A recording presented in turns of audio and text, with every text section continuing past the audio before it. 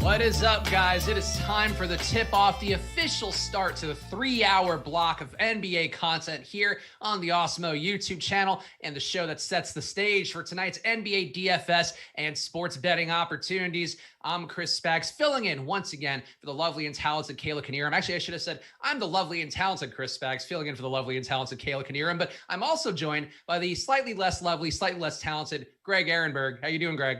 Yeah, no talent at all. I mean, who even knows how I've gotten this far? And I mean, a little besides the point, I do really enjoy that we've got Drop Roses just filling up the chat, comes in just immediately with like 15 messages about Anthony Edwards. And then somebody posts after that, his username is Where's Roses? Well, he's here.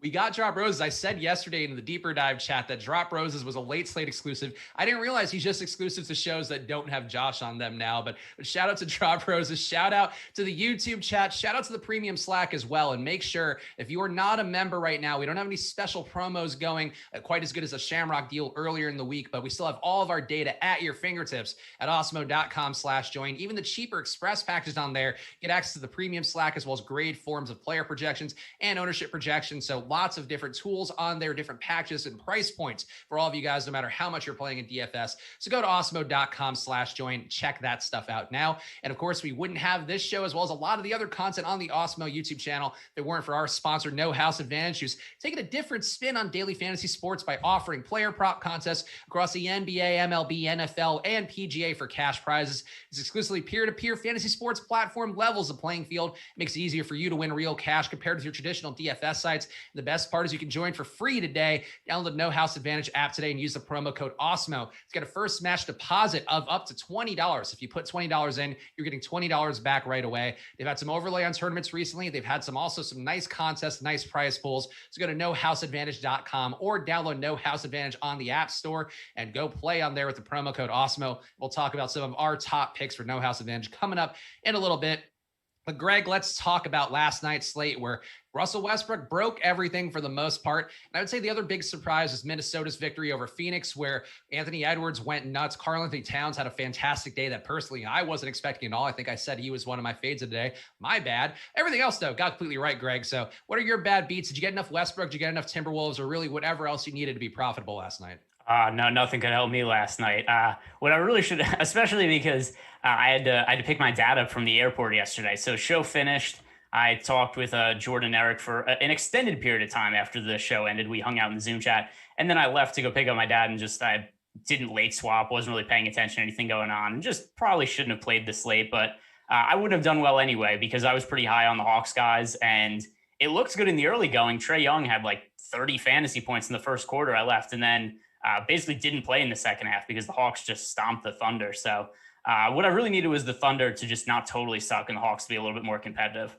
Yeah, Moses Brown did not do a lot of favors, even getting blowout run, just barely got there. But better days to come for Moses, especially if we do see Al Horford get shipped out of town. But that's key news for another day. Today, we've got some other key news, which is going to be plentiful and fruitful, hopefully, for all these games today, including the first one up, Golden State. We've got Steph Curry and Kelly Oubre doubtful, with James Wiseman and Eric Pascal out for health protocols in their game at Memphis today, Greg. And this spot does seem like one a lot of usage go around currently in our ownership projections. My boy, Nico Mannion, projected to be the top owned play on DraftKings, the G League, I would say superstar, but G League player who is now an NBA player of some note. Jordan Poole, another value play. Andrew Wiggins going to be the chalk on both DraftKings and FanDuel. So what do you think about Golden State's prospects here without two ball dominant players in the mix expected today?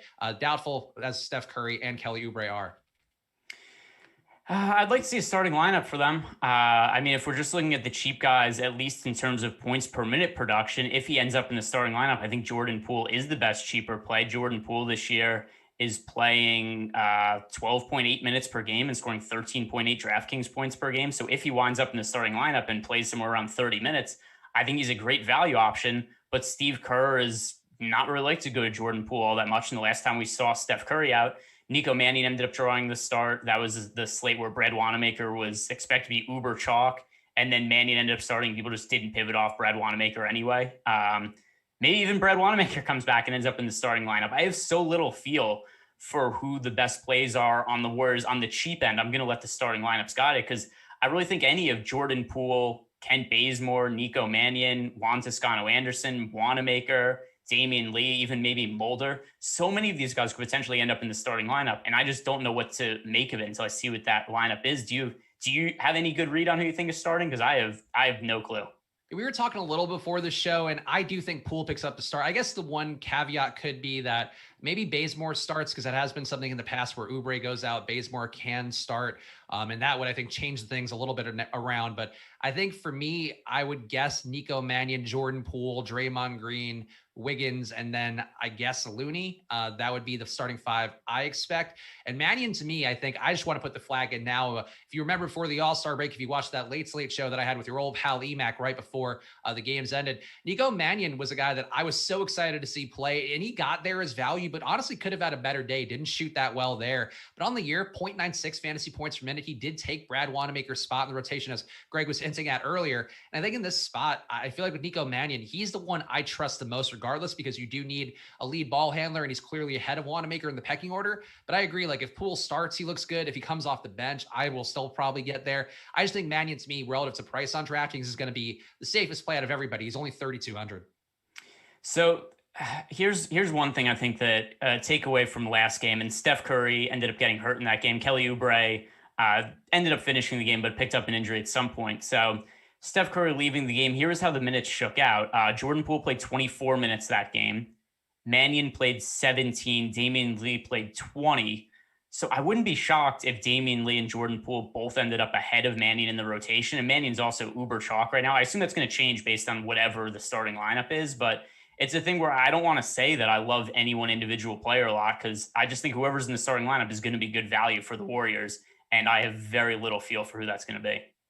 That's fair. And I guess, too, the one thing with Mannion starting that one game before the break, there was Draymond out as well. And Draymond is functionally, I know we've talked about him playing some center minutes for when Wiseman and Looney were out. That's been the case, recently as well, with Wiseman being out again.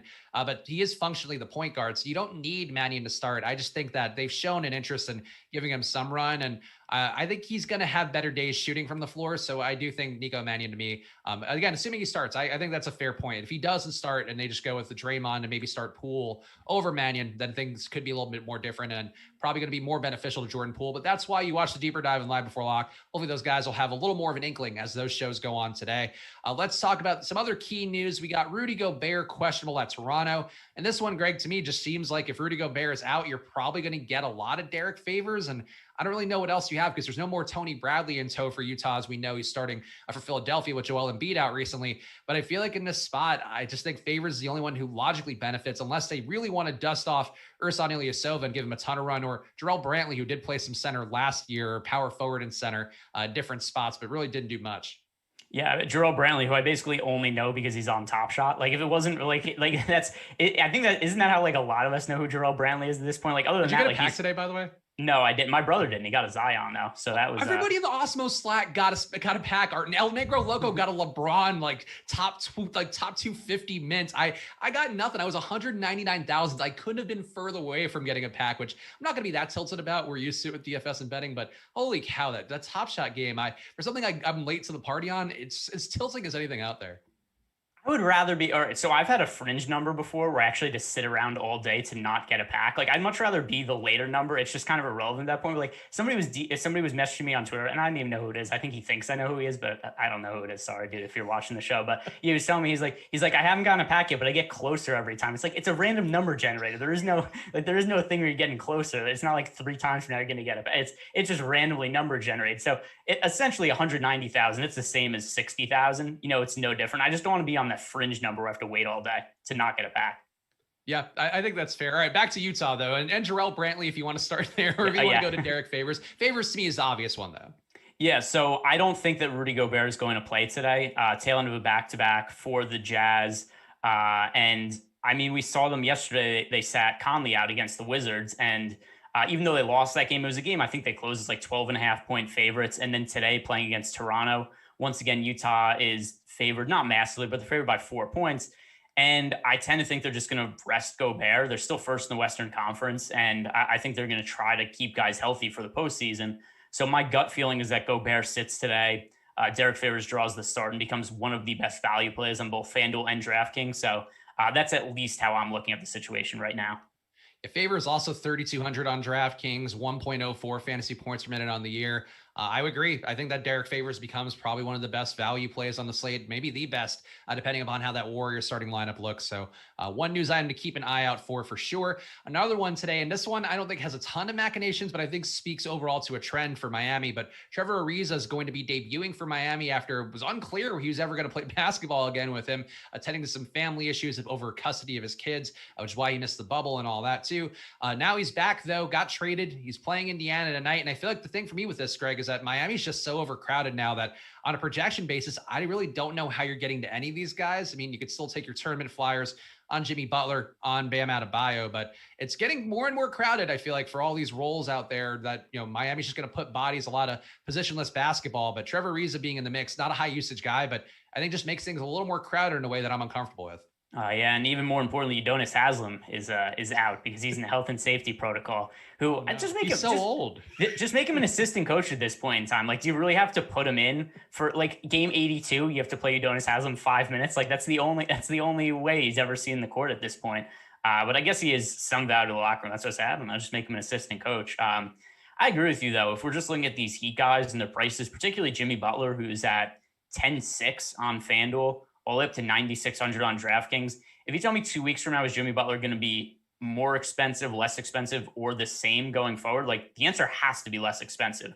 Like this is the absolute peak price for Jimmy Butler. And rarely am I going to roster somebody at a peak price. This isn't just to stoke the flames in the YouTube chat a little bit here. This isn't an Anthony Edwards situation, right? This isn't a guy who are unsure what his fantasy production is going forward. We know what Jimmy Butler is. He's really good. He's an all-star caliber player, but he's not somebody who should be priced 10,600 on the regular on FanDuel slates. So that price is going to come down going forward. I don't want to pay a premium for him. This is also a terrible game environment.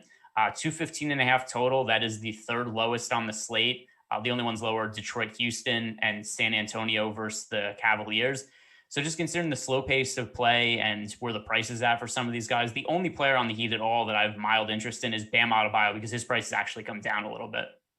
Jimmy Butler, I think it was interesting that last game he played 36 minutes, and for the first time in a month, he had a usage rate under 28% there, 27.8, which is still a good amount of usage and in line with his season-long sample size. But I think for me, there's just a bit of a squeeze on Butler, and a lot of his upside came from having at least one Heat player out, at least a Bam out, a Dragic, a Hero out. Now these guys being back in, it doesn't look the best for Miami, as Greg mentioned, in a low-pace spot with not the best team total. Speaking of low-pace spots, not the best team total, Orlando, Michael Carter-Williams and Terrence Ross questionable for Orlando versus Brooklyn. Evan Fournier is probable. Aaron Gordon, I guess, is playing because he wasn't on the injury report, but he has historically sat on back-to-backs for rest.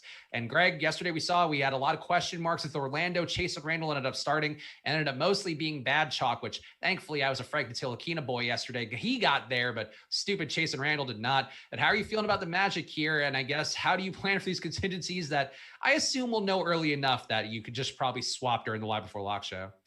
Yeah, if Randall ends up starting with Michael Carter-Williams and Terrence Ross out, then I think that he's a fringe option as a value play. But the way this slate is shaking out, especially with these Warriors guys, I assume the Warriors players are going to be the top value plays, and we're probably not going to have to really get to Randall. But he would be a fringe option if you want to pay up for somebody. Vucevic, I think, is an okay pay up option against the Nets. But with that said, there are a whole bunch of guys that I'm considering ahead of Vucevic. You're only playing 1, 2, 3 lineups. Like, don't even consider Vucevic. This is more somebody who, like, if you're playing 20 plus lineups, 150 lineups, then Vucevic would be somebody putting like 5 to 10% of them in a favorable matchup against the Nets. But I mean, even so, that this is a slate with a lot of options to pay up for, and Vucevic is really low on the priority list for me. Yeah, I like that his price is starting to come down a little bit on DraftKings, but I agree, Vooch, if all these guys are going to be in, there is a bit of a squeeze there. As we talk about a lot here, when guys are priced for incorrect opportunities or situations where there's more guys out than expected or more guys in than expected, you want to handle those accordingly. And Orlando having a lot of guys, even against Brooklyn, not a high combined total, or not a high team total for them today, just 107 implied points.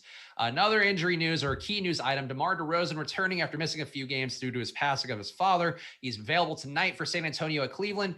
And Greg, what do you think about DeRozan in this spot where he has historically been pretty good on the court when there has not been LaMarcus Aldridge around, but you now have a lot of Spurs in the rotation with Derek White back, DeJounte Murray back, these guys also getting a taste of full usage run without DeMar DeRozan and without Aldridge. So how does San Antonio look to you? Yeah, so early in the day, it looks like DeRozan wasn't going to play. So I was a little surprised to see him ruled in, even though I mean, he left the team. It was his dad had died a little while ago, but then he had, I think it was like a private family ceremony or something. And he just stayed with his family for a little bit. So it took him a while to catch back up with the Spurs. And now that he's back, guys like DeJounte Murray, his price has gone up. Derek White is still reasonably priced. But I don't think I'm going to get to him a ton. Definitely a low priority play for me. DeRozan, I think, is going to soak up a lot of the usage from those guys. And then there's also an issue of DeRozan's now been off for about a week. I don't know if they're going to give him his full run, right? This could be a situation where DeRozan just plays 28 to 30 minutes. They give him a game to, kind of get his conditioning back under him. So the Spurs looked pretty appealing this morning, and they don't look like good options to me now. Yeah, I'm with you on that. The assist rate for DeMar DeRozan was also really great in the stint that Greg mentioned where his father passed. He came back for a few games and went away for the family ceremonies and all that. DeRozan was playing at a pretty high level, but I agree. I think there is some minutes risk, though. Awesemo does have DeRozan playing 35 minutes, so maybe that is one thing to keep in mind, that Awesemo a little more bullish on him being able to get in and back to his regular run. For Detroit today, Rodney McGruder and Wayne Ellington out, which last game led to a whole lot of Frank Jackson minutes and nothing productive. Hamidou Diallo still unavailable for Detroit as he's recovering from his injury, and we'll get in there at some point. And this game overall, Greg, for Detroit, I feel like doesn't look the best to me. I think these guys project fine, but I really fall into the Detroit trap too often, where I might just be once bitten, twice shy with these guys, where every time people mention I like Jeremy Grant a lot, and I maybe get bonus money for just mentioning here as part of it being a Jeremy Grant brand ambassador or something like that. But I feel like overall, this low total game against Houston, who does give up some things defensively, I just don't love much for the Pistons. But do you feel any differently about this team here with two important shooting guards, or two guys have been at least soaking up a lot of minutes, gone out of the rotation? Yeah, I do like Jeremy Grant. Not really impacted by the guards, except more so if we look at his usage, especially ever since they moved on from Blake Griffin. So Jeremy Grant was somebody who had a pretty significant usage rate earlier in the year, kind of cooled off a little bit, but since the All-Star break, usage rate north of 30%. So that is definitely something that's pretty interesting to me.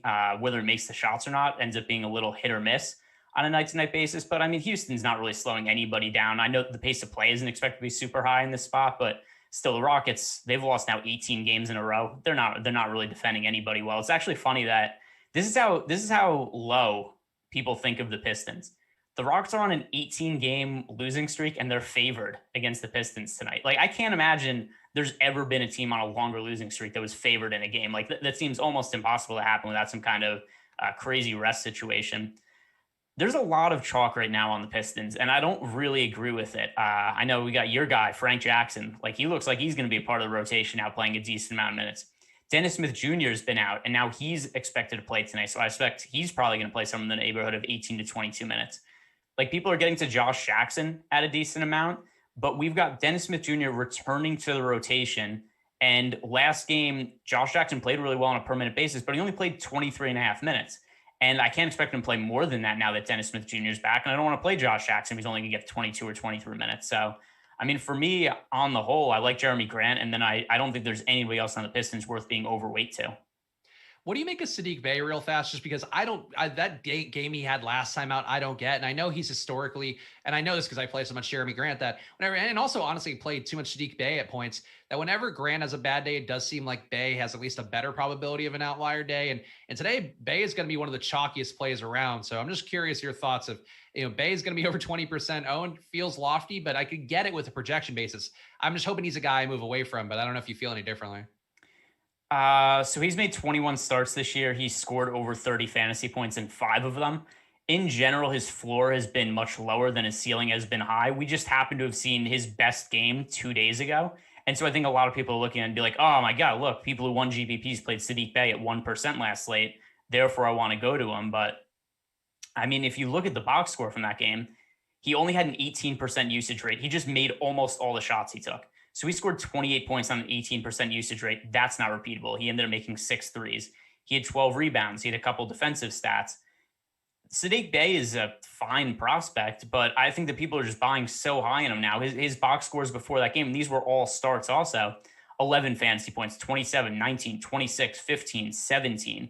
Like, more often than not, he's been a dud, but people just all of a sudden want to jump on him because he had one good game last time out. So once again, somebody that I think makes sense to be underweight to the field on.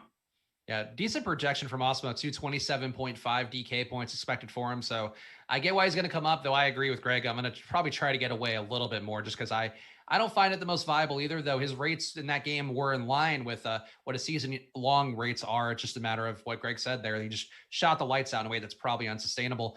In this same game, we also have John Wall questionable here. And the net result of this is kind of like we were talking about with San Antonio. These guys have been priced now for life without John Wall. And also having Christian Wood back too, I think that's an important part to keep in mind as well. But if you have Oladipo, Wall, Wood, and Kevin Porter Jr., maybe one of these guys goes off, Greg, but I don't see a lot of opportunity for Houston with where their prices are and the fact that it's just getting a little too crowded if John Wall's in there. Yeah, so I like Oladipo if John Wall is out, and right now I do not expect John Wall to play. If John Wall plays, I don't like anything here. I don't know what Kevin Porter's role is going to be going forward, and I kind of think that's an interesting kind of talking point. Like, what do you think is going to be his role going forward? He's been so good that I feel like he has to play minutes, but still, like with Oladipo, Christian Wood, John Wall all being in the mix, assuming if John Wall were to play, like what is Kevin Porter's role going forward? He would have to be, you think, the fourth option on offense, and that would significantly tank his usage.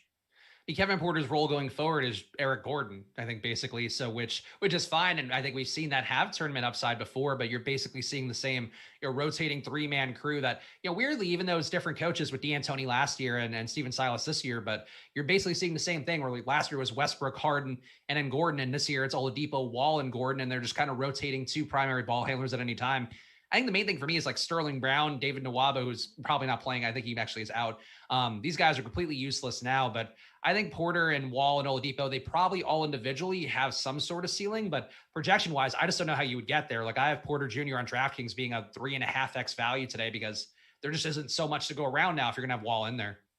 Yeah, right now I'm assuming that John Wall is out, so that's going to have me look at Porter a little bit differently, but I still think he's too expensive.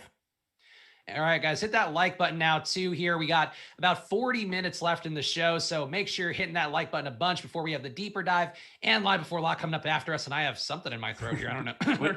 would you like me to talk so you could mute yourself and clear your throat? Or no, I got it. I'm a pro. I just swallowed it down. Oh, there we go.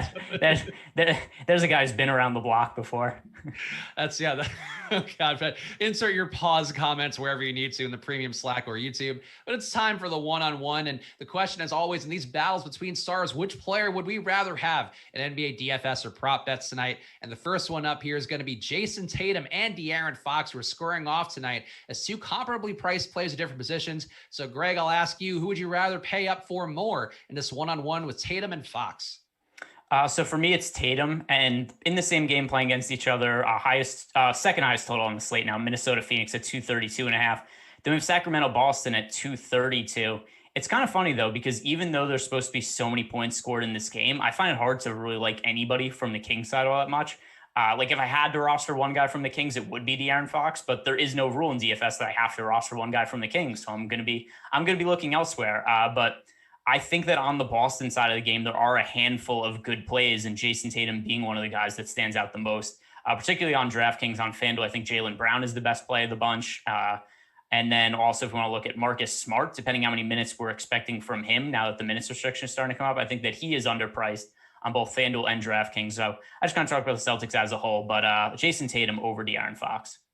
Yeah, I think I would also go Tatum over Fox just because of the upside potential you have going against Sacramento, who we talk about a lot here, but still at a 117 defensive efficiency rating, which is the worst mark in the league. They still do play pretty fast, so it'll be a pace up for Boston. I think all those things lend themselves well to it being an outlier day for one of Boston. The issue that I'm having really overall, and I guess since we're just talking about the game, we got to fill this show anyway with just the 2 of us. I feel like this game overall, like I like some of the mid-tier guys a bit more. Like I like Buddy Hield a bit more for Boston than I do Fox. Or going against Boston rather than I do Fox. I like on Boston side, I like Kemba on a projection basis a bit more than Tatum. But I think the main thing for Boston side is that these guys all are going to have a gigantic upside. Just a matter of it's unlikely that multitudes of them get there. But I think playing some of Tatum, some of Brown, some of Walker is an approach that I'll get to. Whereas I think playing some of Fox and to a lesser extent even Hield, I think getting to those guys, it just feels like you're squinting your eyes a bit too much. So I would agree with you. I'll favor the Tatum side of the equation here.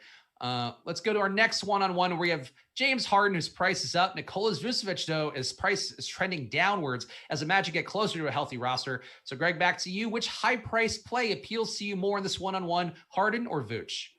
Yeah, Harden is my overall favorite pay up option on the slate. I have him slightly ahead of Luka Doncic. So if Harden is my number one favorite overall, then that would make him more favorable of a play to me compared to Vucevic. So while it is a good spot for Vucevic, I'm still a little concerned about his usage going forward with Aaron Gordon now back and healthy.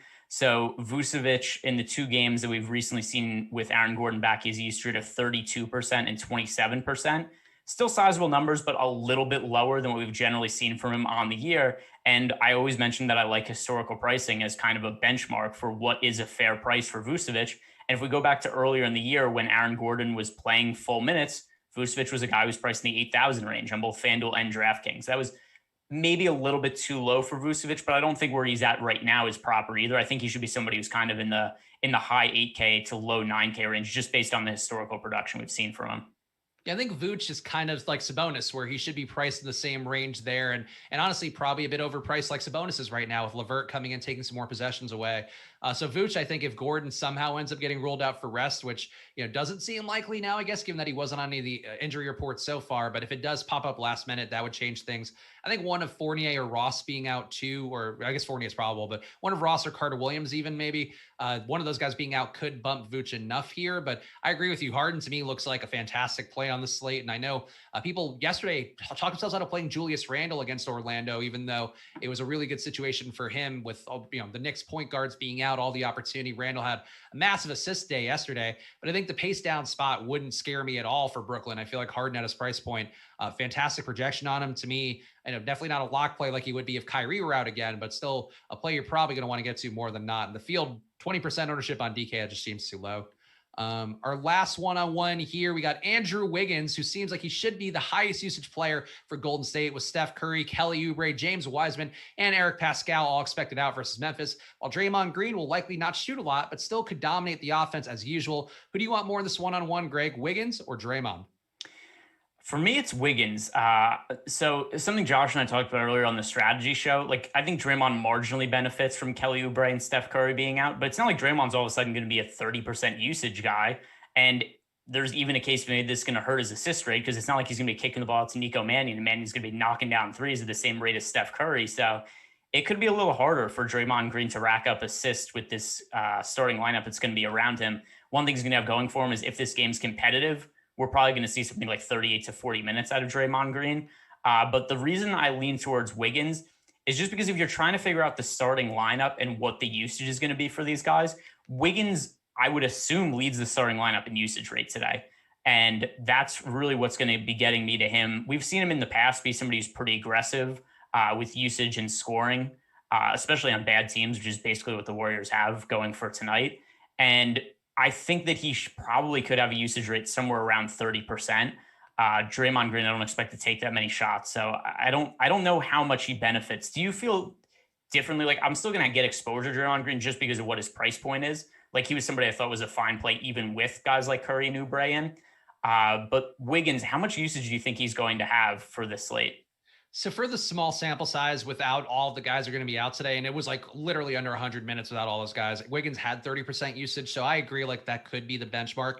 And I do, and it's sort of tough for me because I have one mechanism in my projections that will level these guys out, where if Vegas says we're getting 106.5 points and I only have Wiggins at a 23% use rate, which is a season average, like it's going to manually give him a little more of the points, or automatically give him a little bit more of the points that are available left behind the Vegas total. So I'm actually going to leave Wiggins' usage where it is and not try to give him too much, because he's already popping up a bunch for me. I just want to push back on one thing with Draymond too, where, I mean, he still can really dominate the offense and run everything for himself. And instead of setting up Steph, he's setting up, Kent Bazemore, he's setting up Jordan Poole, he's setting up guys who are still going to shoot and need somebody to put him in position. But also, Greg, Nico Mannion on the year shooting 40% from three. Steph Curry shooting 40.8% from three. So is it possible perhaps that Steph Curry's only 0.8% better than Nico Mannion? You discuss. Are you calling Nico Mannion the redheaded Steph Curry? That is in fact Ginger Steph Curry. Are we still allowed to say ginger? Is that a banned word?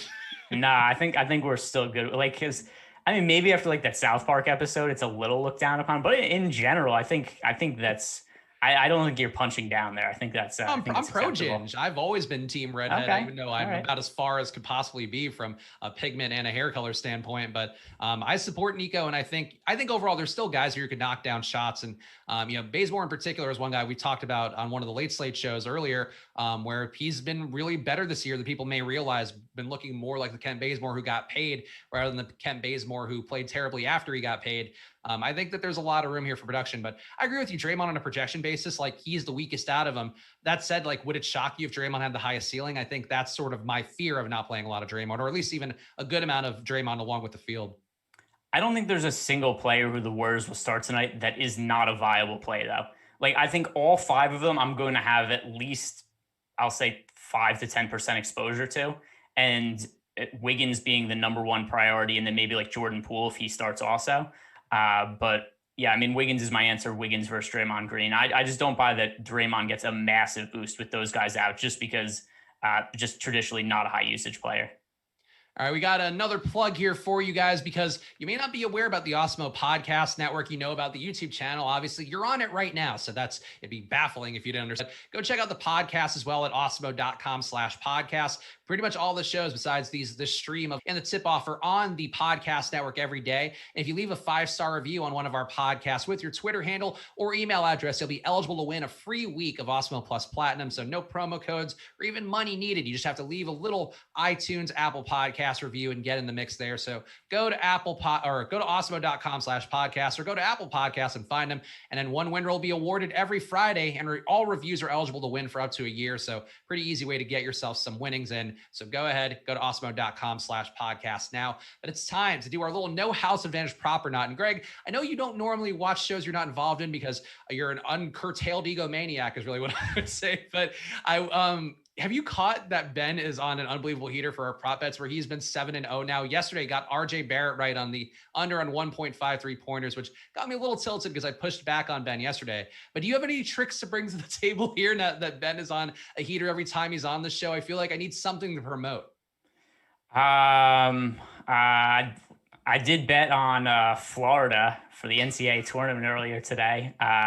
Mostly just because, by the way, I don't know anything about college basketball, but I just use the 538 model. And then it's just like, oh, they have Florida as favorites and they're 1.5 point underdogs. So I bet on them. But no, I don't have, the only way that I usually bet on prop bets also is when somebody gets ruled out. So like if you play on a book that has like Derek Favors props, which I don't know what book has Derek Favors props, just as an example, if Rudy Gobert gets ruled out, then I'd go bet Derek Favors props. That's more so how I look at, like, that's really the only situation where I bet props. That, and like if you've been in a state where sports betting is legal for a while, you're getting capped at like $22, like $17 when you try to bet props. So that also makes it a little complicated. But yeah, I'm generally just betting props when somebody gets ruled out. So we'll see. I mean, it's always going to be, we have the 5:30 injury report that comes out in 26 minutes. That'll be 15 minutes after we're off the air. Somebody unexpected is going to get ruled out and there's going to be a prop betting opportunity. Also, it's funny. So I looked at OddsShopper right now, which you go to oddshopper.awesemo.com. Here we're going to talk about the no house advantage props of the day, but just want to hit on it real fast because Greg mentioned it. I did look up. There are no Derek Favors props available, but you want to guess who to me seems like the least illustrious player who has a prop on them available and on this slate tonight? Nico Mannion. I said least illustrious, Greg, not most illustrious. The least illustrious is Grant Williams, who has an over under of 4.5 points scored today. The win percent. It's funny. This is actually one of the bets where there's bad ROI on both sides. Yeah. Well, it's, you know what I think is funny about that? Like, so Grant Williams could potentially just not be in the Celtics rotation, right? Like he's not guaranteed minutes. I wonder what I'm sure that every sports book handles it differently. Like when a player just gets ruled out for injury, it's just a push on those bets. I don't know what happens if the guy's in, but just never steps on the court. I assume it's still a push. I feel like that should count. Like if he was available but didn't play, I guess, then you're getting into, does it actually count or not? But I feel like that should still count. Either way, Grant Williams to me, I'm still scrolling through to see if there's anybody who's like a worse player than Grant Williams who has some props. Al-Farouq Aminu maybe in the hunt, Tyler Johnson in the hunt. But no Utah props available probably because of the Gobert lack of news right now. Yeah, well, I also think that Derek Favors is just not somebody who generally has props listed for him. I mean, Grant Williams does now. Yeah, Grant, that is true. Like he is more relevant than Grant Williams. We got the no house advantage prop or not, though. Here are some of the no house advantage props for key players tonight. And this one, I think, is going to fit the themes that we talk about a lot on here. This first one, DeJounte Murray, over under 31.5 points plus rebounds plus assists. And he can absolutely get there in terms of a GPP context. This is not going to be, to me, a 10-pointer on no house advantage because it's one that you can lose. But Greg, I would still err on the side of putting this one into my no house advantage lineup, taking the under on it just because we are going to have DeMar DeRozan back. We still have Derek White in the mix. And honestly, DeJounte Murray hasn't shown the most prolific ceiling in games with Derek White alone. But now you have DeRozan, you have White, you have Keldon Johnson still there. You have enough guys in San Antonio's rotation, even without LaMarcus Aldridge, that this line to me seems efficient. And I don't mind going under, maybe as a 5 or 4 pointer on no house advantage. Yeah, I actually like the under a lot. I think the fair line for DeJounte Murray points, rebounds, assists, probably like 29.5, somewhere in that neighborhood. So now that we have DeMar DeRozan back in, I mean, that line is set with the assumption that DeMar DeRozan wouldn't be playing because DeRozan hadn't played the last few games. There was the expectation he wasn't going to be back with the team until sometime next week. So, the line is just off. It's like the inverse of when somebody gets ruled out and their price in DFS is too low. We've got just somebody kind of unexpectedly playing, and we've got a player who's priced as if DeRozan would be out. Yeah, I'm with you on that. I think I would have Murray at about 27 and change here, points plus rebounds plus assists with DeRozan in and all these guys in. So I think that one to me is not an easy under, but an under I'd be pretty comfortable with. Another one here, Laurie Nance, over under 22.5 points plus rebounds plus assists. And Greg, this is something to me the other day was actually crucial to the first night that I maxed out on FanDuel the other day. And I mentioned I've been playing a little more FanDuel money recently after just getting a little bit tired of DraftKings and running not the best on there over the course of a week or so. And it's fine. Me and DraftKings are getting along fine, but my side piece FanDuel's working out well. And Laurie Nance was really the one where we had a beautiful dinner, me and FanDuel, thanks to Laurie Nance the other night. And I'm going to be there again today, Greg. I think he's a pretty strong play on both DraftKings and FanDuel.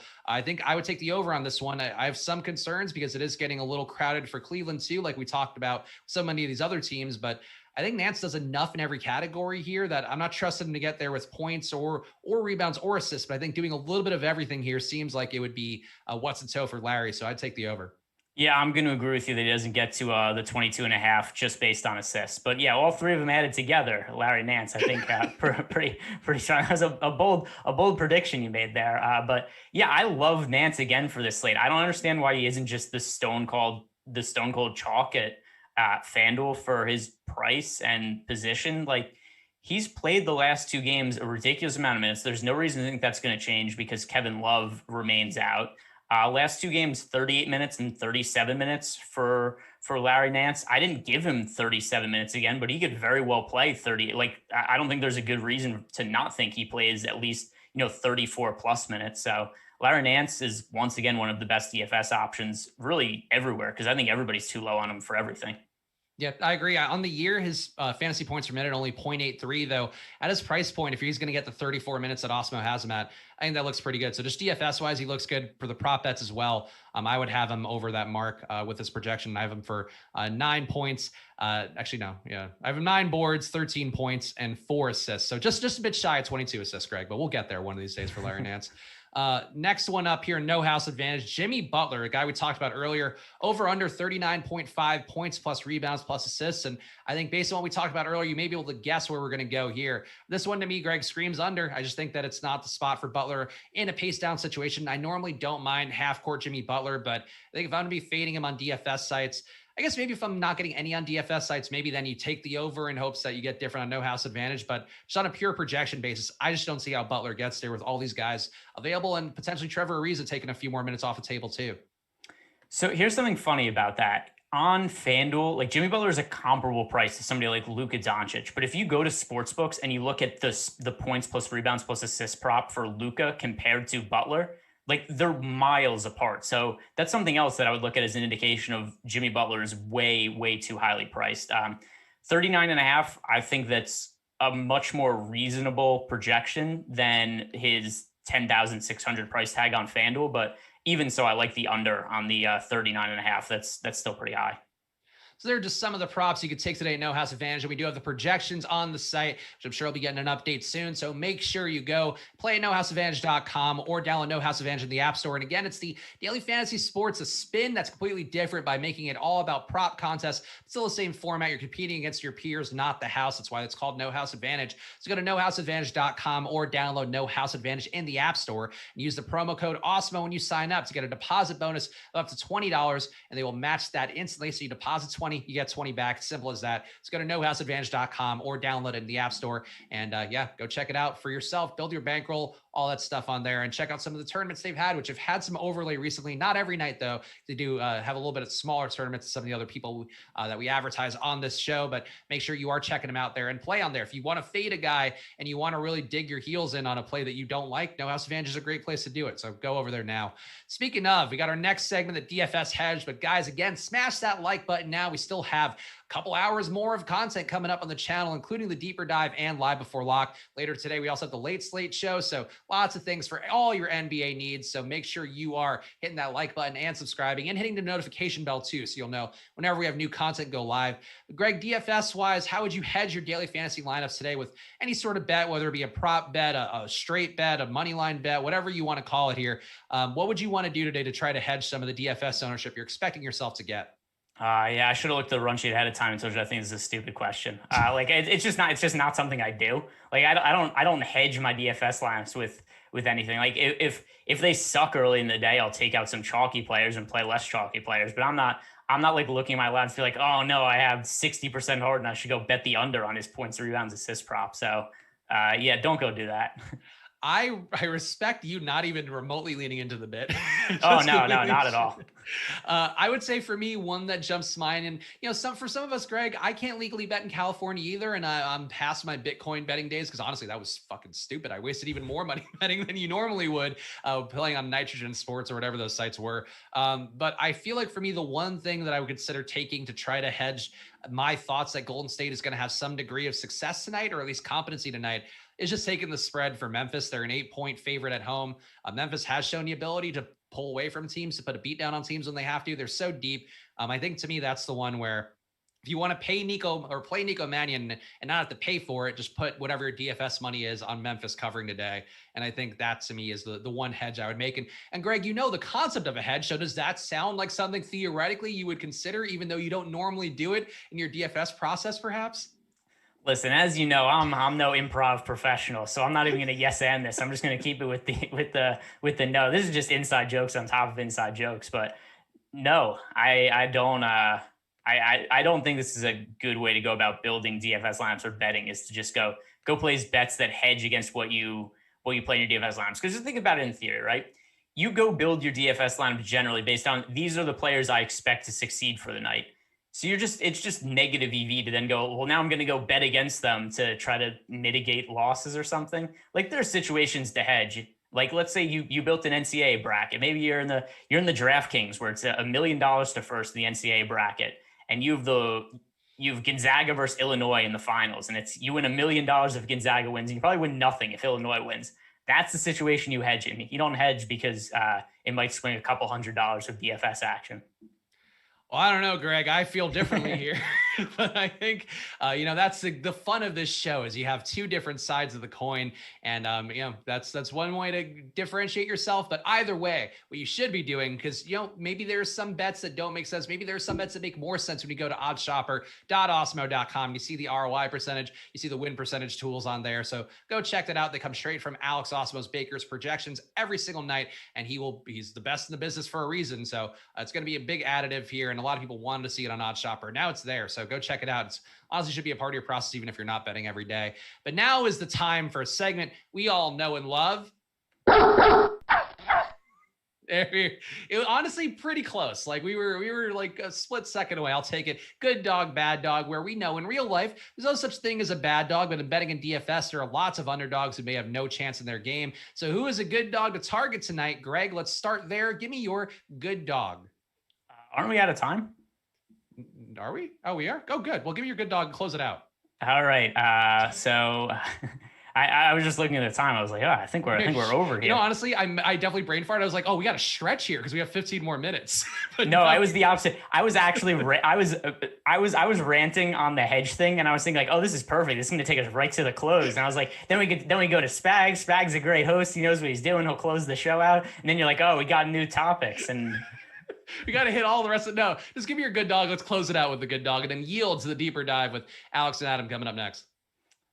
Good dog. I'm actually going with the Portland Trailblazers at home. I usually like home underdogs, and 3.5 points for Portland with the team starting to get a little bit healthier going up against Dallas. I like that line. And I'm going to say for me, Portland will be my good dog today. I like the run that Damian Lillard's on. I think McCollum too is going to have better days here with his minutes starting to come up. So that'd be my good dog tonight. Greg, quick plugs for yourself. What do you have coming up the next few days, if anything? Just so our friends are happy, let's stick around and watch the other great shows on this YouTube channel that thought they should be on and taking up the airwaves right now. So definitely stick around to watch a deeper dive. And then we've also got a live before lock coming up, and follow me on Twitter at Ehrenberg DFS. Follow me at Chris Spags. Check out the Late Slate Show later today. Check me on the Deeper Dive Saturday edition coming up tomorrow. And stay tuned on this link. Coming up next, Alex and Adam. Just 1 minute less time for them, unfortunately. So hopefully they'll survive. We appreciate you guys. Have a great weekend. Good luck. Boy, I totally blew that one up.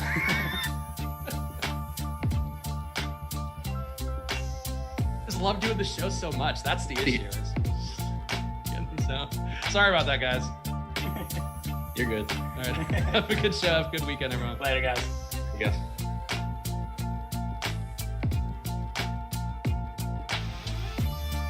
No, we don't.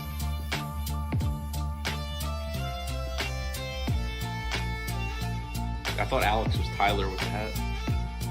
I was real confused.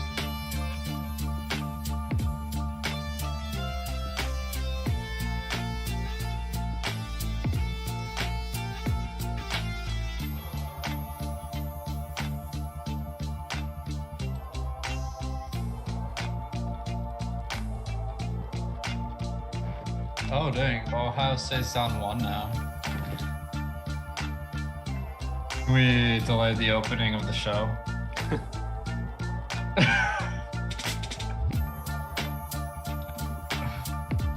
What channel is that one on? It's on CBS. CBS? Okay, I'll be back in 5 seconds.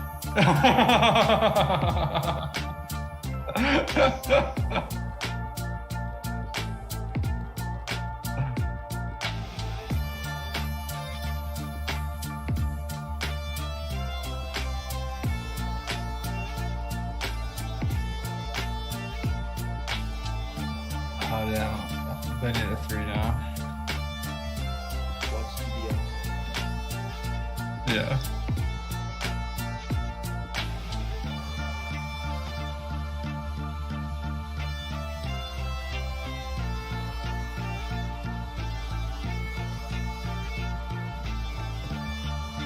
Yo, what's up, guys?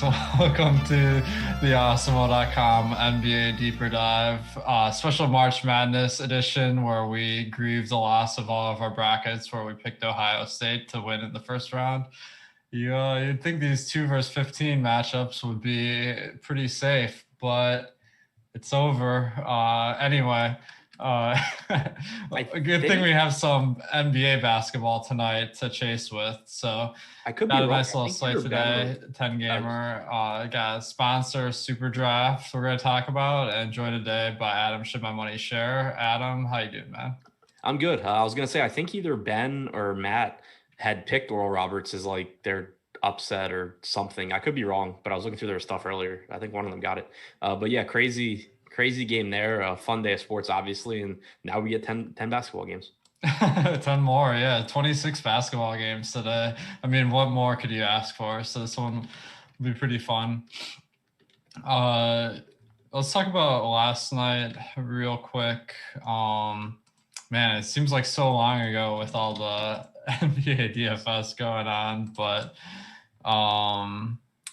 I think we had the Utah Jazz chalk where Jordan Clarkson kind of didn't perform well, but then Ingles won the slate for people. And then Anthony Edwards kind of had a breakout game. What did we learn last night? Yeah, a monster game from Edwards, huge game from Towns as well. It was a game. It was a slate where I had talked about it a little bit on the deeper dive with Lofty, but like everyone was going to the Utah plays. If you ran it back with Beal and or Westbrook, that turned out really well for you. Montrezl Harrell got benched down the stretch as the Hornets decided they were no longer going to play centers in the second half. So that was a little bit frustrating. But all in all, last night I thought was a pretty fun slate because like there were a lot of different ways to go. Like Julius Randle was really popular and had a monster game, but you could make up those points with Donovan Mitchell at lower ownership. You got a pretty big game out of Zion, which was nice. So I thought it was a pretty fun slate overall. Yeah, and anytime I get to roster Frank Ntilikina, I can't be mad. So that was fun. Alec Burks had a huge game as chalk. That was kind of nice to have that free square. All right, let's talk about the games. But before we do, guys, if you can hit the like button, we greatly appreciate that support. Got 123 likes now. Let's see if we can get it to 321. Anyway, SuperDraft is really changing the DFS industry. I mean, for a long time it was DraftKings and FanDuel, but now that SuperDraft is partnered with Caesars Casino, they've really been upping their game. You can even get Caesars reward points by playing on SuperDraft, which is nice, because you can go to the casino, take advantage of some of those comps. They also have low rake, and they have some new high stakes contests that have been overlaying a lot. So tonight they have the 30K jump shot with 5K to first. Of course, they have the multiplier system instead of salary caps. So that means you don't have to worry about guys like Nico Mannion or Brad Wanamaker. You can just pick your favorite players. And we have a promo code Awesemo21, $50 free when you deposit $50 or more. The URL is superdraft.io. So the first game, we got San Antonio at Cleveland. The big news today is DeMar DeRozan's back. He missed a few games to attend a funeral. So now that he's back, I mean, that's going to take away production from the rest of the Spurs lineup. So I assume that's going to make it a little bit tougher to get to Spurs today, but I see some decent prices on FanDuel. What are you seeing? Yeah, I think it makes it a little bit tougher because, obviously DeJounte Murray is someone that we've been going to quite a bit recently. He gets a usage bump without DeRozan. He's still a strong play with DeRozan back, but it's just one of these situations that you see pretty often in NBA DFS where pricing rose on some of these San Antonio guys, and DeRozan coming back. It's not that it necessarily means Murray doesn't still have a really high ceiling. It just means that his average production is overpriced now because of his salary going up.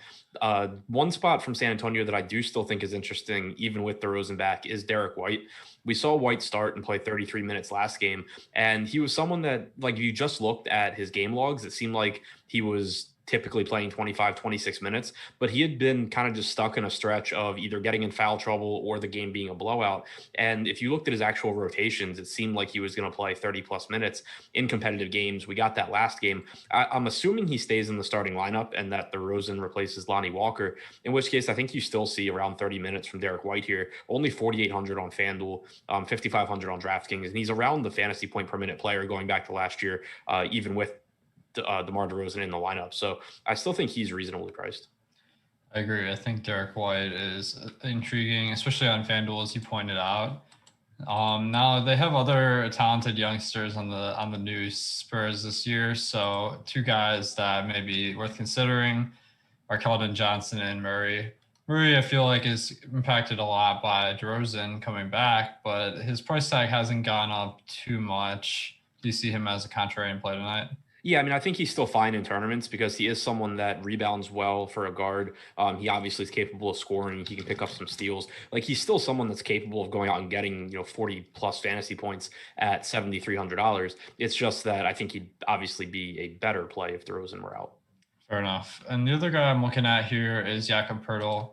Ever since they announced LaMarcus Aldridge is on the trade block, he's been back to his starting role where he sees anywhere from 25 to 32 minutes a game, I'd say. So if we can get him on those nights where they really need him, he can produce. He's only 5,600 on FanDuel, so I feel like he's a little bit cheap for a center who plays as many minutes as he does. What are you thinking about Pirtle? Yeah, I think he's a little bit underpriced. Like you said, the playing time can be kind of inconsistent. In his starts this year, he's averaged 28.5 minutes per game, but last game he played 33.7 minutes against Chicago. I could see him losing a couple of minutes with DeRozan back. Obviously they don't play the same position, but it just makes it so that there's one more body in San Antonio's rotation. But still, if you're going to get around 30 minutes from Pirtle, I think that he is underpriced. The one thing to keep in mind is that there's actually a pretty deep mid-range of center options today that kind of are the same thing, like where they're a little bit underpriced.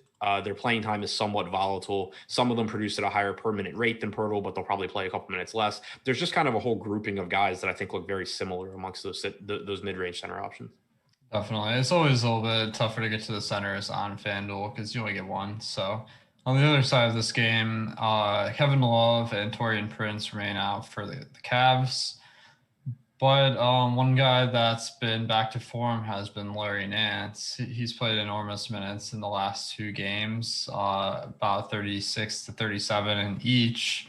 And I'm kind of looking at that plus his $5,200 price tag on DraftKings and $5,300 on FanDuel. Like maybe he's a plug and play tonight where he just kind of fits any lineup. How do you feel about Nance? Yeah, I think he fits lineups really well. I think the price point's still really good. The matchup's not great against the Spurs, but with someone like Nance, I'm not even really that concerned about that because it's not like he does one thing really well and maybe the Spurs will take it away. It's more so that he just does enough stuff somewhat well when he's on the floor to still be a productive fantasy player. In his starts this year, he's averaged 34 minutes per game. We've seen about 36 and 37 minutes in his last two starts. He's averaged 0.85 fantasy points per minute in those starts. So even though this isn't like the Larry Nance that we were getting a year or two ago when he was getting starts at center and putting up, averaging well over a fantasy point per minute, he's just getting so many minutes at this salary that it's really difficult to see him not project as a good point per dollar option. The ownership potentially could get high, but it's not really, he's not even projected for that much ownership right now. So I do like Nance just based on how many minutes I expect him to play. Nice. Yeah, I think he looks pretty solid. I would expect him to rebound a little bit more now that Andre Drummond isn't playing, but we haven't really seen it yet. That's something I'm going to keep an eye out for. Now, with the rest of the team, Garland and Sexton have been pretty steady fantasy options. I don't think their prices really stand out tonight. And then Jared Allen, he had some monster games, but recently we haven't seen anything too crazy. Is there any starter from Cleveland that's standing out to you? You mentioned Sexton, and I agree, his salary doesn't stand out. He's averaged 38 minutes per game in the games he started without Drummond. He's coming off another game where he played 36 and a half minutes. If you land on Colin Sexton, that's, obviously perfectly fine. He's around a fantasy point per minute player. The salary that I do find interesting, though, is Jared Allen, because like you said, when he first joined the starting lineup and replaced Andre Drummond, he was just having these monster games for Cleveland. And he's come back to earth a little bit, but we have a pretty long track record of him with the Nets being well over a fantasy point per minute guy. Overall, in his starts with Cleveland, he still averaged 1.2 DraftKings points per minute. And in competitive games, you're still typically getting 33, 34 minutes from him. So he's another one where I think there's always blowout risk with Cleveland because they're just not good. But in competitive games, you're getting those minutes. And with his salary coming down, he's 6,700 on FanDuel. He's another one that just stands out as a very high upside, volatile center option. Definitely. He does look pretty appealing on FanDuel at that price point. And then the rotational guys' minutes have been a little bit tough to call. One guy that, I feel like I've rostered this guy way too many times in fantasy and it never works out is JaVale McGee. He's kind of like a tantalizing fantasy player because he has good permanent production, but there is such a strong lean towards Jared Allen at the center position, and Jared Allen doesn't even foul very much. So it seems like McGee never gets the minutes, but he's really cheap. There's a slate where there's a lot of good value, though. So do you see yourself landing on any McGee? Yeah, I agree with everything you said there. It's he's appealing because he just produces at a higher rate than essentially every player priced around him. So like if you roster him every day, then once every week or two, you're going to get that game where he plays 20 minutes instead of 14, and it'll put you in a good spot. But it also ends up being a slate dependent thing. And like you said, there's just so many good plays on this slate. There's several plays down around 3K that look really good, but then also just a lot of like $4,000 and $5,000 plays that are going to open up enough value for you that I don't think you really need to get to McGee outside of the largest field tournaments, maybe. Good. Yeah. Especially with Golden State having a lot of value going to a guy that's not likely to get the minutes is a little tougher. Next game, we got Sacramento and Boston. In case you guys missed it, Marvin Bagley fractured his hand, so he's out for the next month. That should open up some opportunities for Halliburton, who joined the starting lineup, and potentially Whiteside, who's coming off a extended absence. So what are you seeing now that Bagley's out of the rotation? So one more note on JaVale McGee. He's out tonight, so definitely wouldn't play him. So who's there? Who do you think is going to get those center minutes then? That's what I was going to. So I think you could just see Allen play more minutes for one. And then I think maybe you see Laurie Nance get backup center minutes, which would be really good for Laurie Nance. Interesting. Also, Kelly Oubre is not questionable. He was listed as doubtful earlier, so that's going to be tough to call. All right, so if Laurie Nance gets some more minutes at center, potentially he gets some more rebounding. That makes him even better of a play. I already liked him, and now this certainly doesn't hurt. Okay, so let's go back to the Kings. With Bagley out, do you see Halliburton getting additional boosts because maybe playing more minutes? Yeah, I think it's likely he plays more minutes. He started last game against Washington. Luke Walton said before the game that he would still be limited. Then he played him 32 and a half minutes because, as usual, Luke Walton just doesn't do anything that he says he's going to do. But it wasn't really surprising to actually see that playing time because he had played about 28 minutes the game before as well. I think Halliburton's fine. It's just he kind of gets lost in the shuffle for me on this slate because it is a tough matchup against Boston. He's not expensive, like he's not overpriced, but he's also not really cheap. And there's just a lot of guys in this price range that I think look a little bit better or have a little bit better matchup. You know, as good as Halliburton is and as impressive as he has been as a rookie, he's still averaged a little bit less than 1 fantasy point per minute. So it's not like he's, gone out there and put up like, LaMelo Ball type production and now he's getting more minutes or something. He's at a price point where if he goes and just, gets his average fantasy point per minute and plays 32, 33 minutes, it's going to be a good but not great score. So I think he's kind of an okay option, but there's guys priced around them I like a little bit more. Fair enough. Yeah, this matchup versus Boston isn't anything to get too excited about. Maybe coming off or moving to the starting lineup, people won't get quite as many looks. Now, their center depth is a little bit limited now, I guess, with Bagley out, although now that Whiteside's back, maybe that's a wash. But do you see Holmes benefiting at all with Bagley out? I think I think he benefits as far as they got Whiteside back, but they lost Bagley. So it's still just, kind of having one backup center, but I don't think he benefits any on top of what he was already doing. Like he's already averaging 2.5 to 3 minutes more per game without Whiteside than with Whiteside. I think now you probably continue to see him play 32, 33 minutes. He was in foul trouble against Washington, so don't read too much into anything that happened in that game. I'm expecting you just continue to see like, 32 or 33 minutes for Holmes and then 14 or 15 for Whiteside. And what about Fox and Hield? Because and Barnes, I mean, there's nothing really about them today that's drawing me to them. How about yourself? Yeah, I mean, there's nothing that really stands out. Like, obviously, De'Aaron Fox plays huge minutes. Buddy Hield averages 10 threes per game, so he'll have some games where he just gets hot and puts up a big score. Barnes has been a solid source of fantasy points all year long. But there's just a lot of really solid options because you have Golden State, as you mentioned. You also have Detroit, who's playing shorthanded in a great spot against Houston. There's just going to be this is one of those slates where there's a lot of like really obvious plays as far as value goes, but there's so many of them that you're probably still going to get low enough ownership on a lot of them that you don't need to start like prioritizing third and fourth options from the Kings.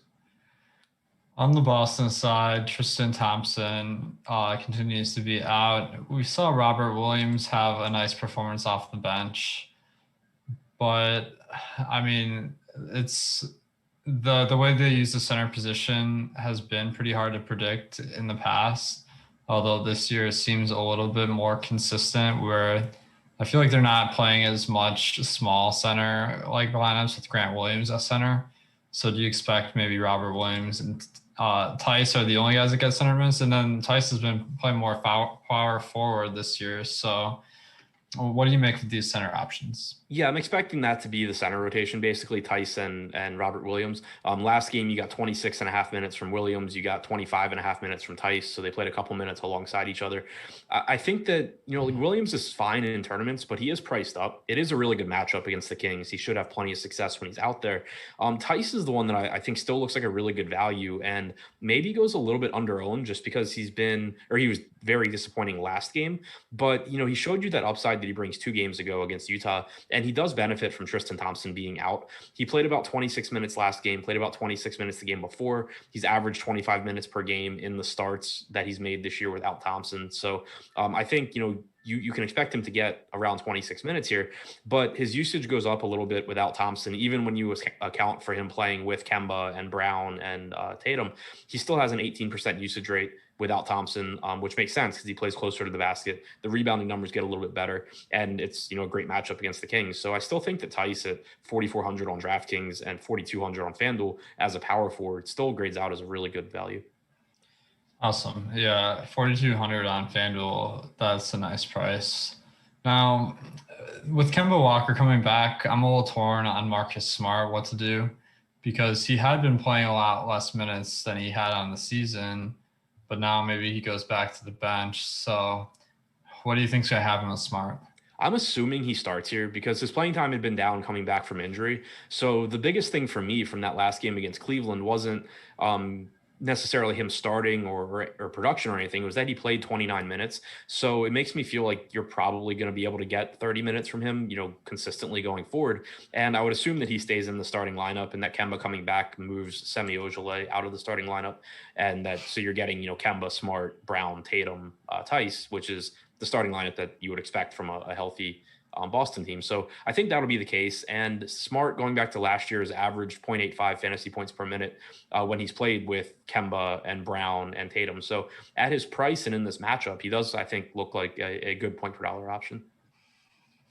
Nice. So on one hand, with the main guys on Boston, we have a nice matchup versus the Kings. On the other hand, Kemba Walker is back, so that should take away some production from Jaylen Brown and Jason Tatum. So do you see Walker, Brown, and Tatum as important pieces tonight? I see them as relatively contrarian pieces in tournaments because the Kings are such a good matchup. They're the worst defensive team in the league. They're one of the fastest teams in the league. The average production for Tatum and Brown does take a hit when Kemba comes back, but Tatum still has like a 30% usage rate. Brown still has like a 28% usage rate. So these are still guys that are going to get up plenty of shots in an up-tempo matchup against the Kings, a team that doesn't defend well. There's still a really high ceiling, and Tatum is expensive. Brown's really not that expensive, though. He's $8K on DraftKings, $7,500 on FanDuel. Both of these guys play 35, 36 minutes. So I think as far as, a high upside piece to round out a lineup, they still look like strong options. They're just not pieces that I'm building around to start my lineup because, Kemba being back does take away some production from them. Great. There's nothing really making me click that button today. Now, the next game, we got Golden State at Memphis. I feel like this one, with this news that Kelly Oubre is not questionable instead of doubtful, that kind of puts a wrench in things because I was looking at the Warriors as having a ton of value in addition to Oubre and Curry. Wiseman and Pascal are out for this game. Curry is still doubtful, I'm assuming. So last game when Curry was out, we saw Nico Mannion get that surprise start where Brad Wanamaker didn't play nearly as much. So are you expecting Mannion to get those minutes again today? Yeah, I'm expecting him to because he got that start last time that Curry was out. And since then, he's just completely replaced Wanamaker in the rotation. You've seen Golden State put an emphasis on younger players as the second half of the season's come around. So I think Mannion gets the start, and I think you get more minutes from Jordan Poole as well, who has been a pretty solid bench scorer for Golden State since they sort of pushed him into that role and started bringing him off the bench. He has like a 26% usage rate without Curry or Oubre on the floor. So Mannion, I expect to start. He played 31 minutes last time he started. I don't think there's anyone really pushing him for minutes here. So I think he looks like a clear top value today. Agreed. Yeah, he looks like a lock and load. The other thing I'm thinking, though, is maybe Wanamaker has a lot of leverage over Mannion. Although, if Wanamaker is playing really well, will he get all the minutes and then Mannion plays less? What do you see that shaking out as? Because Mannion is like the highest owned player on the slate.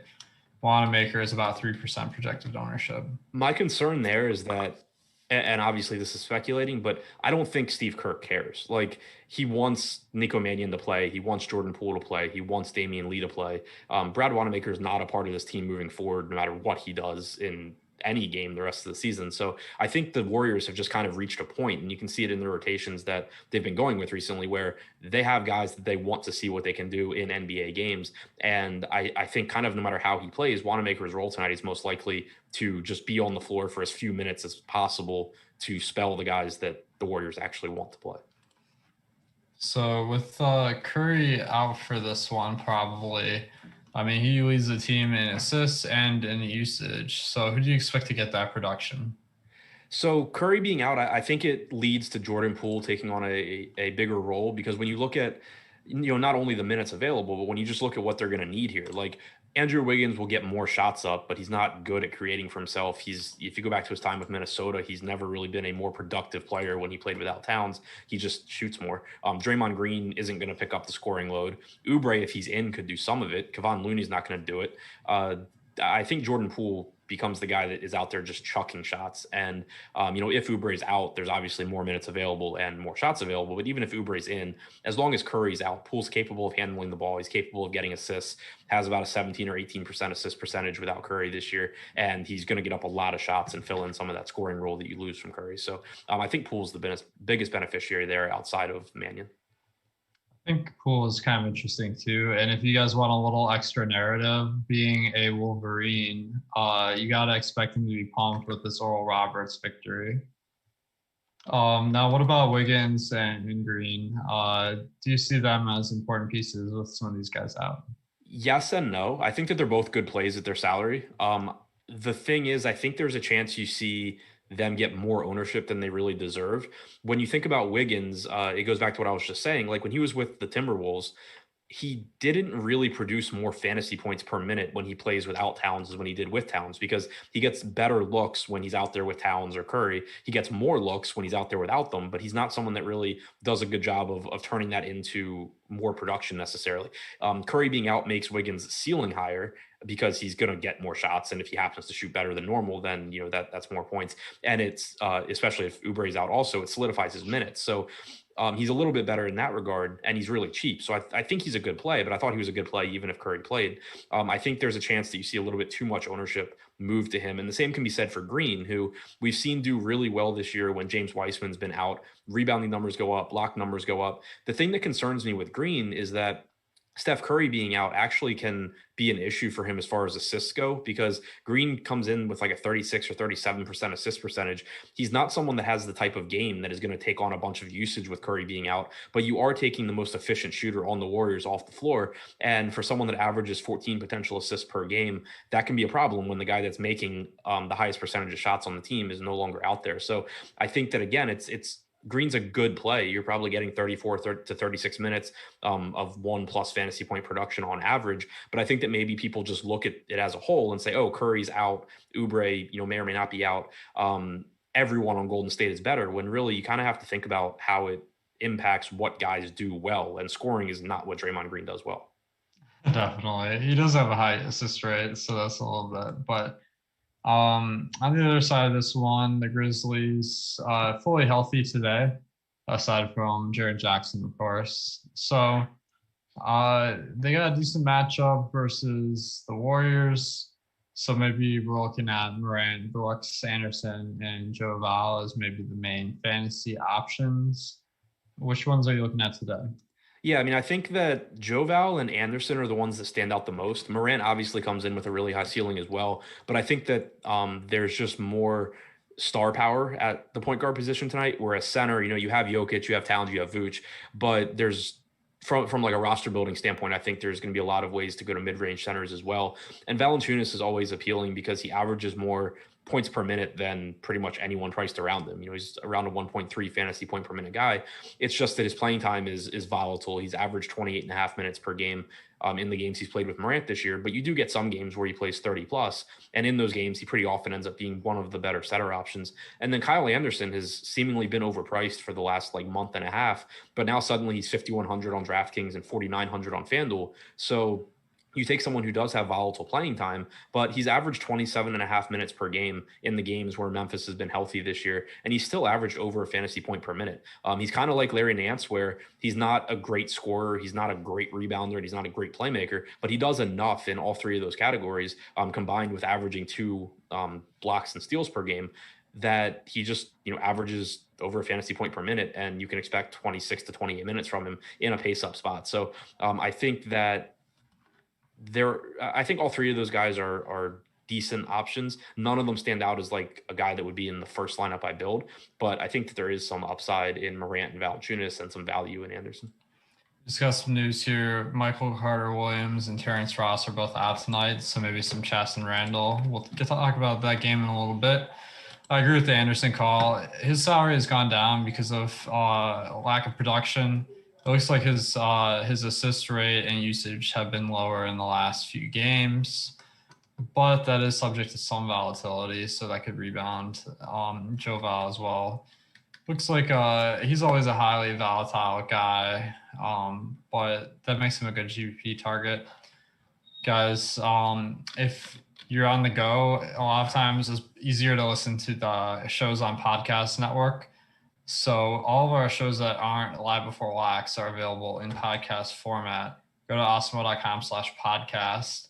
We have a weekly giveaway where if you leave a 5-star review on one of our podcasts, include your Twitter or email address, and you can win a free week of Awesemo Plus. As far as Awesemo Plus, you can get all of the sports for $29.95 a week. Projections, ownership, Slack. Includes our March Madness projections. I don't know if Adam, did you play March Madness today? Because my experience with it is like a total print fest playing those college basketball tournaments. Yeah, I think I'm having a slightly different experience right now, but I did play. Well, there's still a lot of games left. Let's not give up yet. But anyway, our NBA DFS package, if you just want the basketball stuff, is $16.95. So make sure to check that out. There's a lot of tools you can use to build stronger lineups. All right, Brooklyn at Orlando. This is perfect because we just got this news here about Carter-Williams and Ross.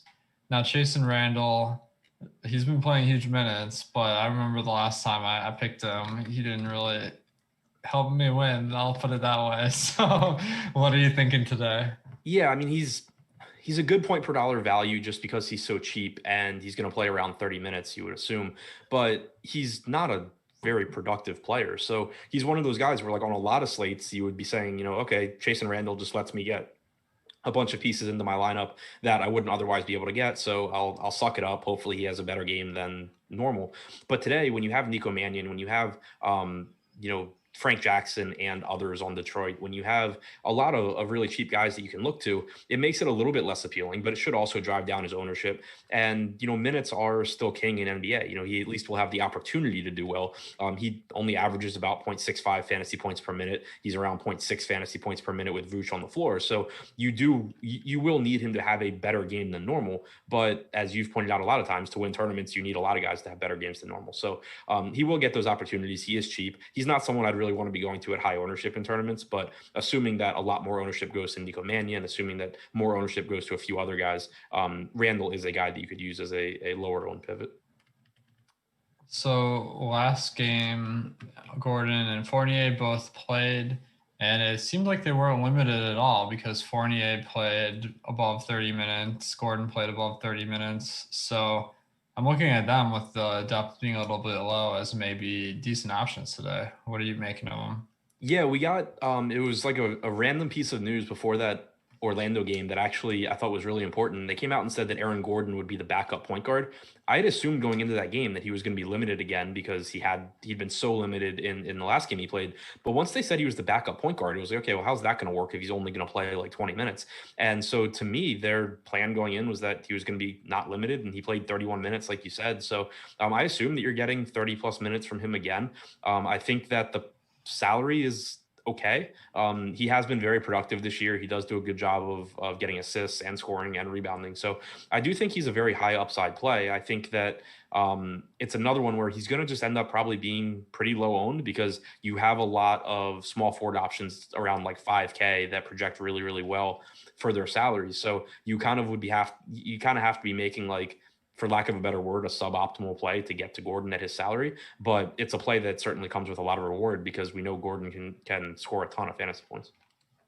Definitely. I think these guys could be high upside, especially Gordon is only 5,400 on FanDuel. And also I see the SuperDraft multipliers are pretty appealing for this one. Gordon's at 1.6x, Fournier's at 1.65. So maybe some options over there. Do you see anything else? Vooch obviously is a great option, but with Fournier and Gordon back, I expect his production to take a little bit of a hit, and he's still around 10K. Yeah, the issue I run into with Vooch is, I think he's fine, but he does take a hit, like you said, with Gordon and Fournier. Jokic isn't that much more expensive. Towns is a little bit cheaper. And then there's that whole group of mid-range centers. So, outside of Vooch is capable of having a big fantasy game. Like when you start trying to narrow it down and actually have to pick players, I think it gets really difficult to get the Vooch over those other guys or over just going to a different price point. On the Brooklyn side, Harden had a huge game last one, but Kyrie was out. Now Kyrie is back. Obviously that mitigates interest in Harden to some extent. So how are you handling Brooklyn today?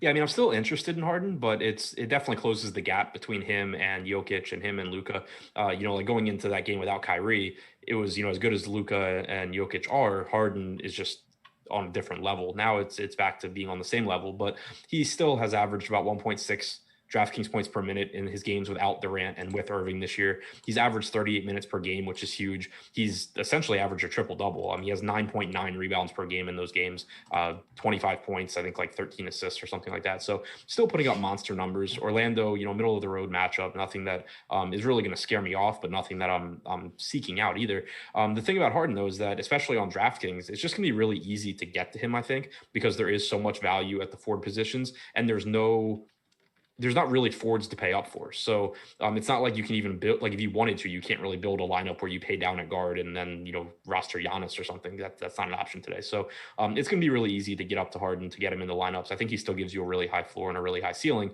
Obviously not as good a play as he was last slate. Agreed. Yeah, I think that Harden's still solid, although not a huge priority today. We did get the news just now that Marcus Smart is starting. So you were right about that. That makes him, playable, but not someone I go out of my way for. What about the rest of Brooklyn with Kyrie back? That squeezes the minutes for guys a little bit. I'm not really seeing a ton. Yeah, I don't see much either. If center weren't so stacked today, I could see taking some shots at DeAndre Jordan and thinking maybe he plays a bunch of minutes because of Vooch. But really, I just think I can make better plays. Next game, we got Utah at Toronto. So Utah with Conley back. That does make Clarkson and Ingles not really great fantasy options today like they were yesterday. But Gobert is questionable today. And if he's out, that should open up a lot of minutes at the center position. So, man, if he's out, I don't think he's missed a game this year, has he? So what do you expect would happen? Yeah, I'm assuming that you would get Derek Favors just because he's, been the backup, but you could, I'm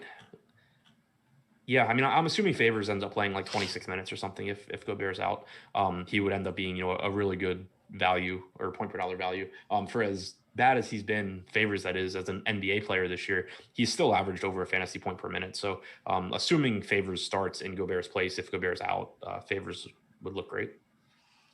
Yeah, so if we put him at 24 minutes, that would put him at about 8 points above value at this $3,200 tag. So that would definitely be someone you'd look to. And then if we got news that someone else was starting, obviously, that would make Favors a lot less exciting. But it is a little tougher to see them starting maybe like George Niang at center because He doesn't even usually play that position. So yeah, and Azubuike's out, so it would be like Juwan Morgan or like Ilyasova or something. Nice. Man, I didn't even know Ersan was on this team. I didn't until like a few days ago. Nice. I'm not sure how long he's even been. Ersan Day is always fun if we get that news, but let's see, Ersan's 3K. So if for some reason Ersan started or something crazy, then we'd be able to swap. Now on the Toronto side, Van Vliet and Pascal Siakam came back last game. They played pretty solid minutes. It looks like they're both around 30. So that was nice to see after an extended absence. Today we have OG Anunoby possibly being back. So Norman Powell had been kind of a staple of our lineups for the past month. How do you see this shaking out moving forward? Yeah, I mean, assuming that Anunoby's back, I assume it's just going to be back to normal where you're getting, mid-20s to 30 minutes sometimes from Powell, Anunoby playing 30 plus when he's not limited, and then Van Vliet, Siakam, and Lowry being the focal points of the offense as usual. So if, they're already essentially back to full strength, but if Anunoby comes back, it just makes it even tougher because it does most likely take minutes away from Powell as well.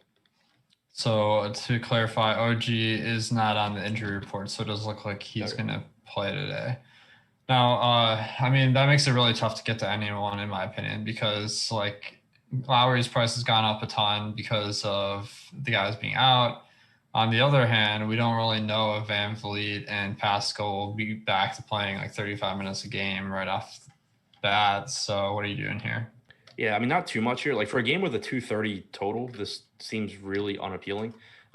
Utah has been playing at a faster pace lately, but they are still a solid defensive team. And mostly it's just that, like Pascal Siakam 7,100 on DraftKings is a decent price point, but Van Vliet's priced up relatively. Lowry's priced up from everyone being out. Boucher's priced up from everyone being out. It just becomes really difficult to get to these salaries, especially when you factor in that they're facing the Jazz. Agreed. Yeah, this game doesn't look like a great one to target aside from this Gobert potential injury. Indiana at Miami. So on Indiana, we have Jeremy Lamb questionable. That doesn't seem like it'll make a huge difference. FanDuel finally bumped up over its price to 5,600. He hasn't had a ton of usage and assists percentage compared to his stint in Brooklyn this year. So I feel like he's not super appealing right now. Until we get more information. And then the matchup versus Miami, Pacers are only projected for 106 points. So as a team, they don't look particularly enticing. Do you see the Pacers as having value today? No, I mean, it's a pretty brutal matchup when, like, not only has Miami been the most efficient defense over the last month and a half, they've been the slowest team in the league as well. So normally, you want something working in your favor in terms of the matchup, like a fast-paced team or an inefficient defense, but you're getting nothing there from Miami. Bam Adebayo is back, so that solidifies the defensive front court as well.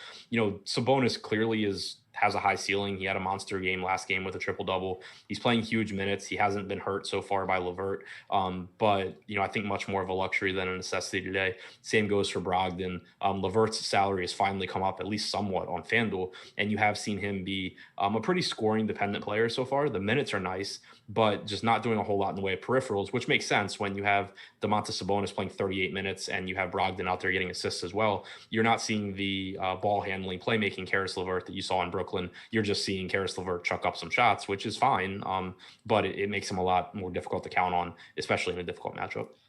Definitely. Yeah, I think LeVert, although I think he helps the team a lot, probably down the stretch. For fantasy, it kind of hurts everyone a little bit, having too many cooks in the kitchen. Now, on the Miami side, we got the news that Trevor Ariza is available for the Heat today, which is the only roster change. So now that Bam is fully back and Butler seems to be pretty healthy, what are you thinking with the Heat? I don't see a whole lot. I think that, I kind of mentioned that there's nothing to pay up for at Ford or at the Ford positions today. Butler's, one of the highest priced guys, and he has been incredibly good this year, even when Bam has played.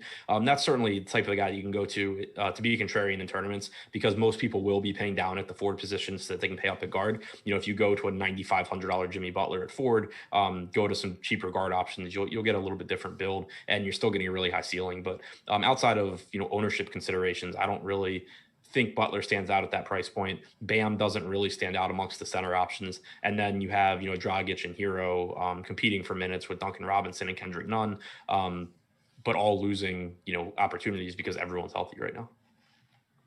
Oh, we got a super chat from Andrew. Thank you, Andrew. He says, "What's up, guys? Adam, are you ShipMyMoney as on FanDuel? And do you play much cash on FanDuel?"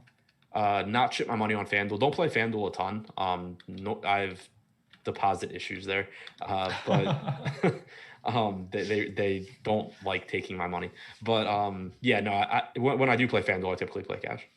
And your screen name is like I'm a boss. Is that right? That's my screen name on FanDuel. Yeah, that's pretty baller.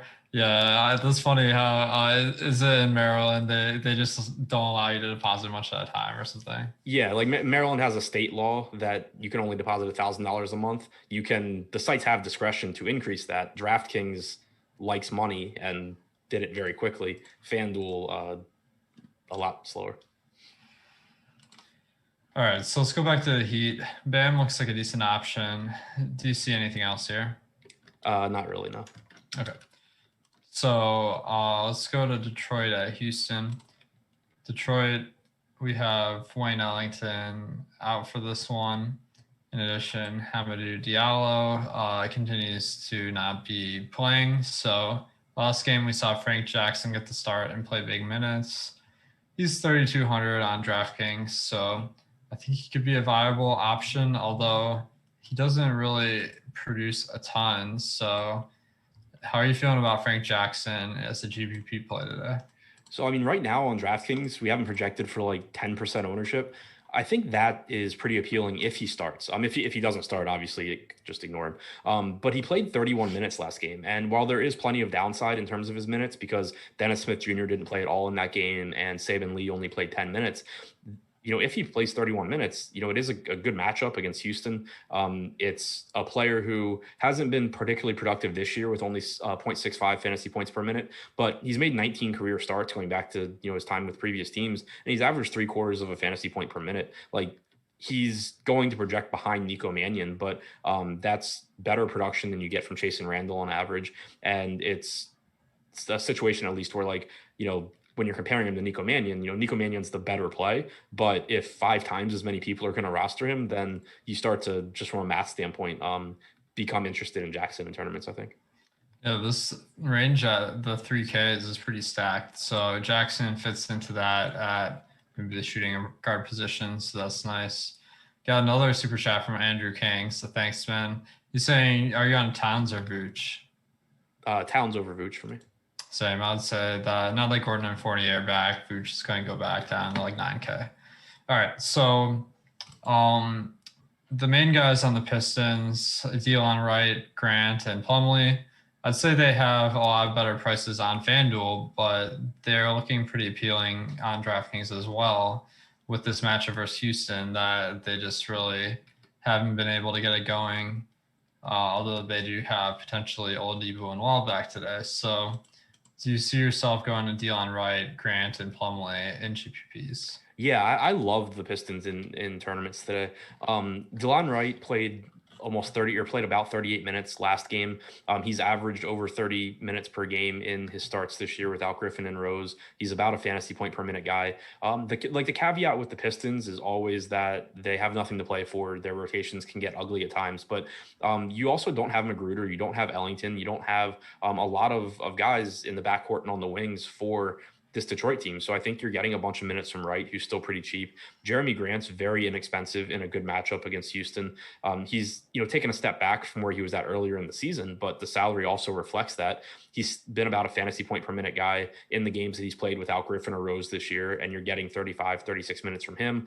Plumlee, I think the playing time is a much bigger concern than it is for Wright or Grant, because Plumlee does have Isaiah Stewart as his direct backup, who is one of Detroit's first round picks, and someone that as the season progresses, I just assume that they're going to want to see play more. And you've kind of already seen that start to happen where you're getting like 22, 23 minutes from Stewart, 24, 25, 26 from Plumlee. But Plumlee's also a very good per minute producer that contributes in a variety of ways. So I think all three of those guys fit nicely into some tournament lineups. I think you can look to Wright and Grant in particular in cash as well.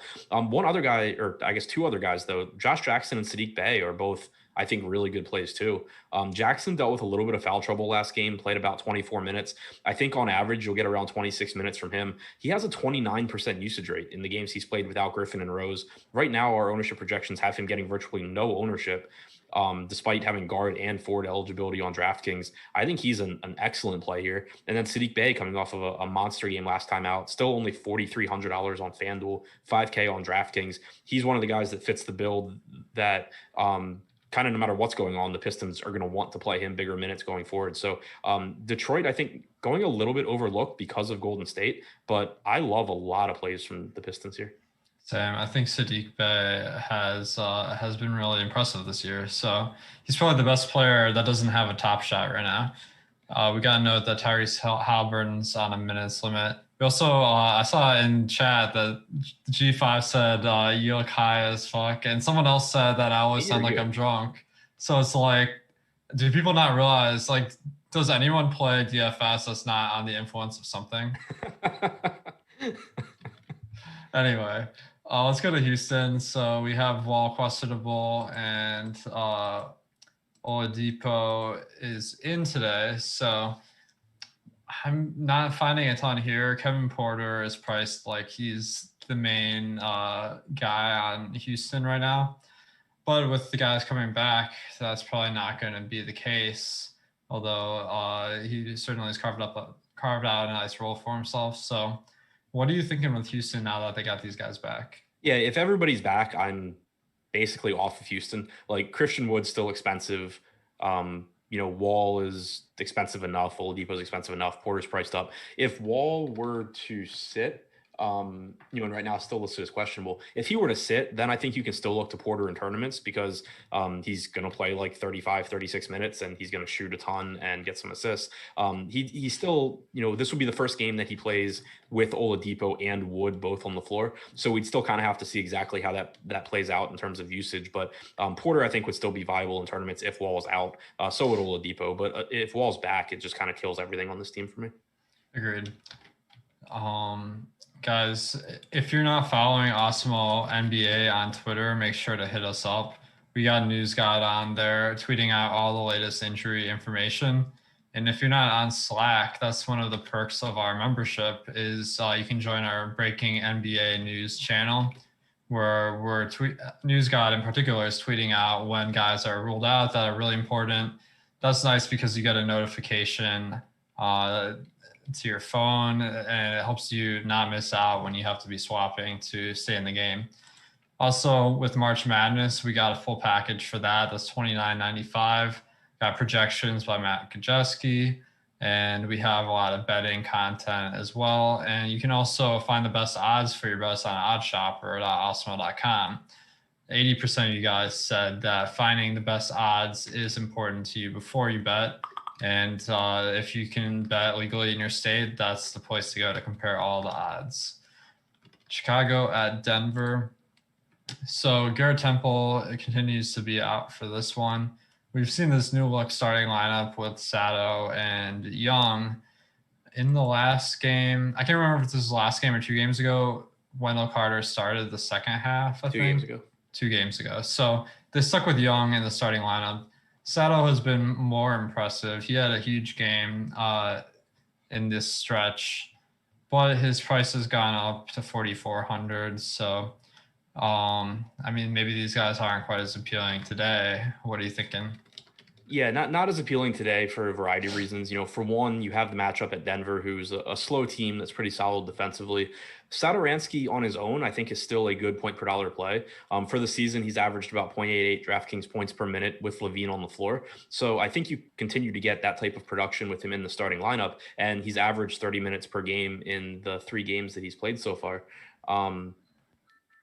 But I think that when you factor in the number of cheap, like $3K to $3,500 guard options, that he doesn't look quite as good. So, I think he's fine on the surface, but still some other point per dollar guys I like more. Same kind of can be said for Laurie Markkinen, who I think is like cheaper than he should be, given that you're getting 32 to 33 minutes every night and he averages a fantasy point per minute. But there's just other plays that look a little bit better, I think, in terms of upside and in terms of median projection for their salary. Zach LaVine, certainly a massive ceiling, but you've got a ton of competition amongst guards. So really tough, I think, to prioritize anyone here, even though, on some other slates, I could see liking any of the starters, really. Agreed. Yeah, the pricing on this one isn't too favorable. So I do see LaVine and Markkinen as good plays, but not priorities. Thanks, TJ, for the super chat. He says, thanks for the content. One question for each of you. Adam, JV or Holmes on FanDuel? Valanciunas for me. Nice. I'm kind of going to Holmes. I think with Bagley out, then maybe we see a few more boards when Halliburton's starting. And then he asked me indica or sativa. The funny thing is, I don't even smoke. Like I did in college a bunch, and then I never got. I kind of decided like it wasn't my jam. I try to only do harder stuff now. So anyway, enough about that. Let's go to Denver. So Denver, we're starting to get healthy there. So we have JaMychal Green back, Paul Millsap's back. And Jokic has been the guy all season. He's got a matchup versus Chicago. That's not the greatest defensive team. So how are you prioritizing Jokic tonight? I think he looks really good because it's not going to be that difficult to get to him with all the value at the forward positions and at the guard positions. And obviously he's going to project as one of the best or the top scorers on the slate, similar to Harden, similar to Luka. So very happy to get to Jokic. I think I'll get to him pretty easily, especially on DraftKings where you can roster multiple centers. Yeah, I think Jokic looks like a pretty nice play. Now, what about the other guys? Millsap. He's always cheap, but his role on the team seems to be on the downward slope throughout the years. So do you see any interest there? Not much, outside of Jokic, because Murray, he still gives you a really high ceiling, but there's a lot of guys on the slate that you can say that about. Porter is expensive enough that I'm not really going there. I think the second guy for me behind Jokic would actually be Will Barton, who is playing really big minutes and kind of getting lost, I think, at his price point. I don't like, I would rather go to like Josh Jackson. I'd rather go to a number of guys in this price range if we're just talking like 1 versus 1, who do I think scores more points. But, I think that Barton still does have a pretty appealing range of outcomes for his salary and ownership. I got a super chat from Santana. Thanks, Santana. He says, first 3 in, DraftKings $5 entry. I'm kind of thinking Mannion. Who else would be in that? Yeah, it's tough. I would say Mannion. I'm trying to go look at the crunches I ran before the show. Mannion, one of the expensive guards, either Luka or Harden, and then probably Jordan Poole. Nice. Yeah, so throw in a couple of Golden State guys, that'll make your lineup building a lot easier. And that should be a nice start to your lineup. Now, it looks like not much on Denver, although I do see these guys as maybe contrarian plays. You got to note that DeRozan will start. That was kind of what we were expecting. Minnesota at Phoenix. We have Jordan McLaughlin continuing to be out. I feel like that may be an underrated part of Anthony Edwards balling out a little bit, where he's now doing more ball handling because they don't have a backup point guard. So have you seen that making a difference? Yeah, that was my expectation once, everyone went down in the backcourt, is that you would see more ball handling for Edwards. But the other thing is just that the guy shoots a lot. He's got like a 32% usage rate in the games he's played without Russell and without Malik Beasley. Obviously, those games have come with Towns, so it's not like Towns playing is a concern there. So you're just getting monster games from Anthony Edwards. And, I think that he's at a price point where there's still significant downside, and it's still a risky play because we have a pretty small sample of Anthony Edwards playing really well, a little bit bigger sample of him not playing well, and then, just in general, a small sample of Anthony Edwards in the NBA. So we don't really know what to expect from him long term. We don't really know what to expect, but we do know he's going to shoot a lot. We know he's going to play really big minutes. The matchup against Phoenix isn't particularly appealing, but he did carve them up last night. So I think it's a really high upside play. Definitely. After last night, it's hard to argue with that. I mean, Phoenix is a tough matchup, but I do notice in these last 5 games, Edwards' usage has been up to 33%. On the year, it's only 26%. So that is a huge increase, regardless of whether he makes or misses those. Now, you mentioned how Towns had a huge game last night. A little bit tougher matchup tonight versus Phoenix. So what are you expecting? Same matchup as last night, but my bad. But yeah, I mean, kind of the same thing as with Edwards. Like, it's a tough matchup, but you're still talking about guys that are going to be really high usage plays and do a lot out there. Towns have been kind of disappointing coming back from COVID compared to what we saw from him in the past when he was playing without, D'Angelo Russell or Beasley or Wiggins. But he's picked it up lately. The playing time's been there. Played 35.8 minutes last night, which is really good to see.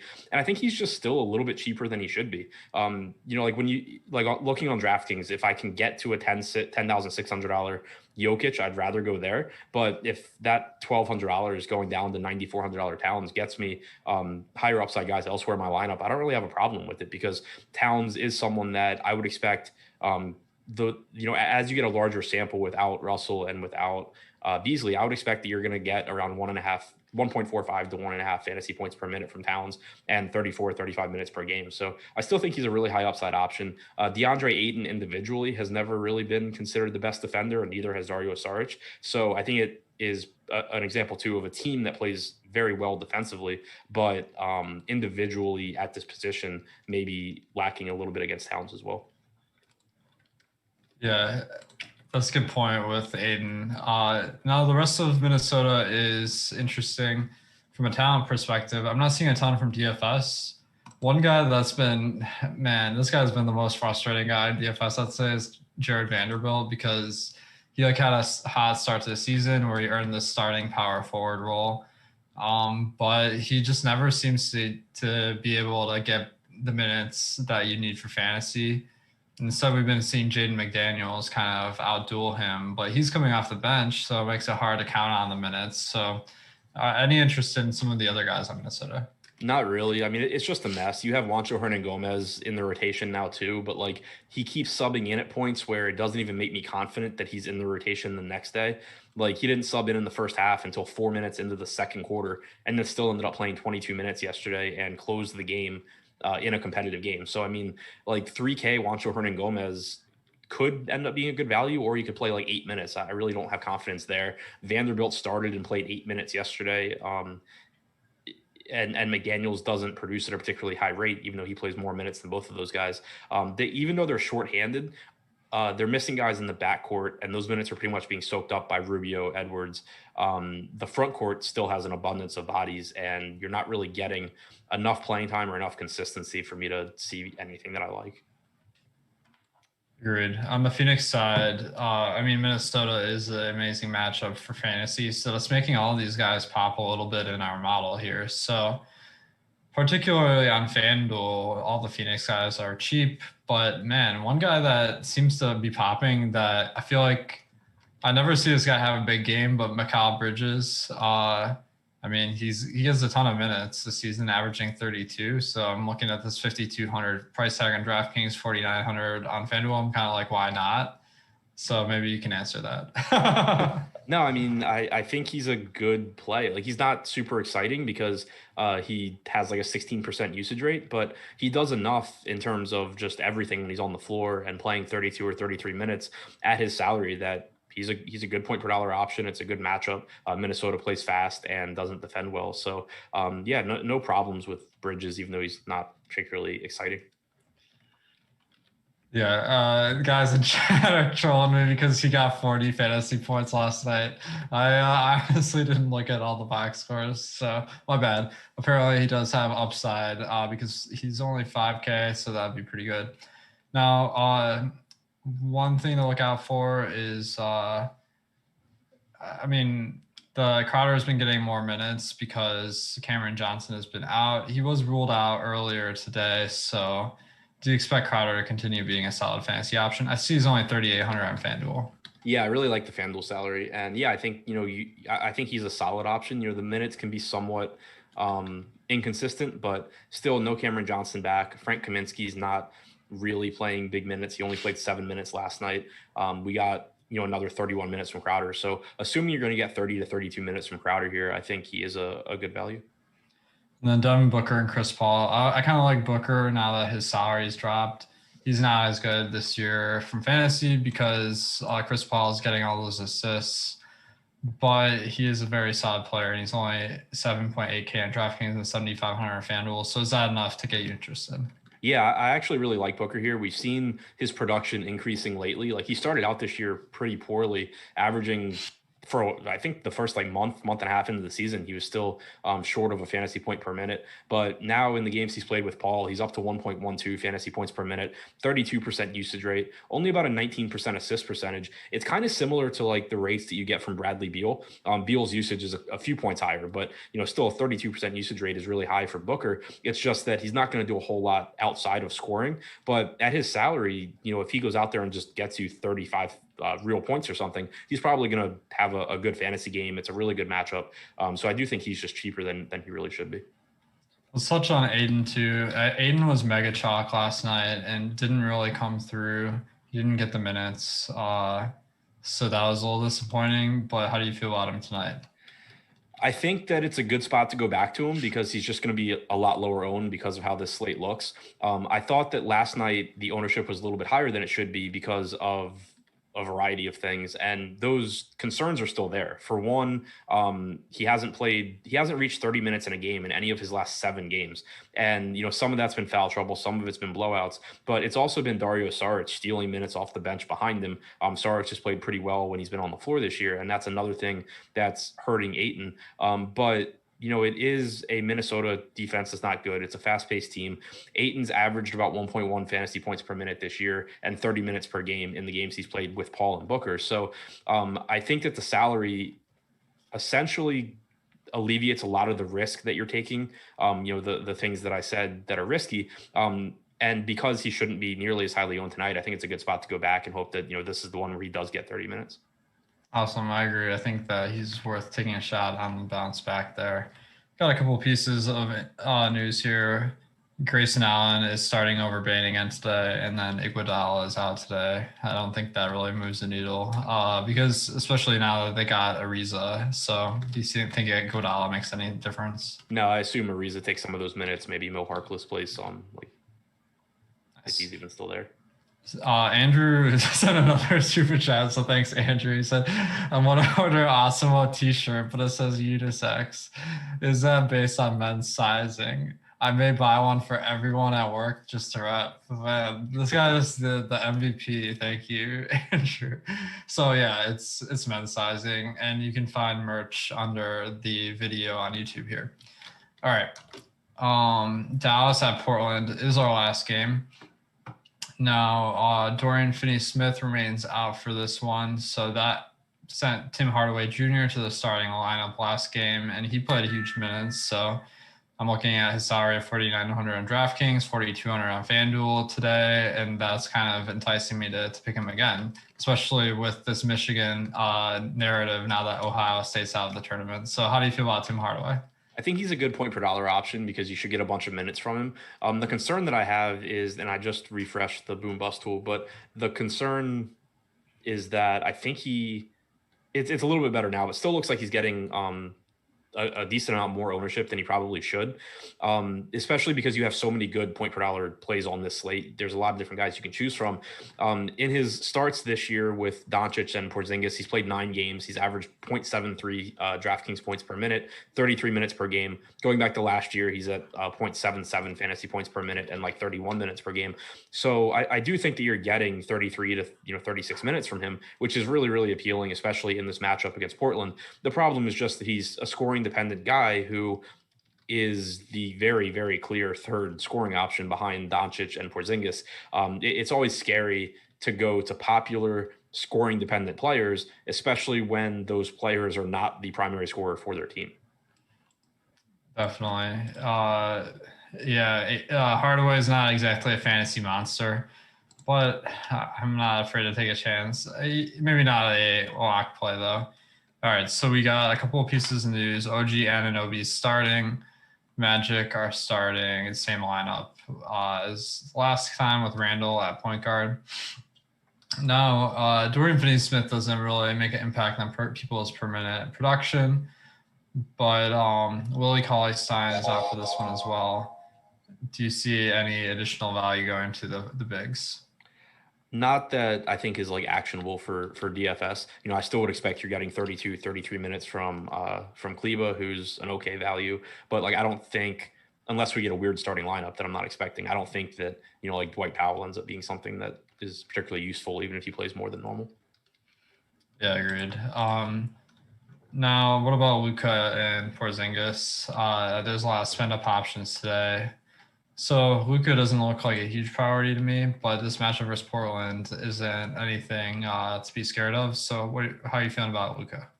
Any Luka I get to, I'm going to be happy. I think it's pretty much him, Jokic, and Harden, at the top. And I think all three are pretty similar plays. Like they all average 1.6 to 1.7 fantasy points per minute. They're all playing 36 to 38 minutes on average.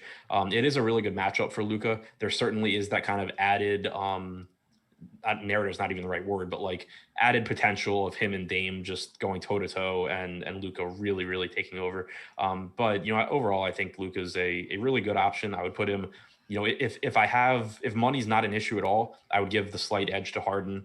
But if I can't find $300 for Harden, I have no issue going to Luka. And on FanDuel, I think the pricing on Luka is much more favorable than Harden. Nice. Now, on the other side of this one, Lillard, after last game where he put up a monster performance, I kind of felt like everyone was overreacting, saying Lillard is like the GOAT and like the MVP and stuff. But it's hard to argue with that performance. So how are you feeling about him tonight? I'm sure you remember because I think you lost a ton of money at the same time I did. But like yeah. we did the same thing last year when McCollum came back and Lillard just goes out and scores like 1 million points every game.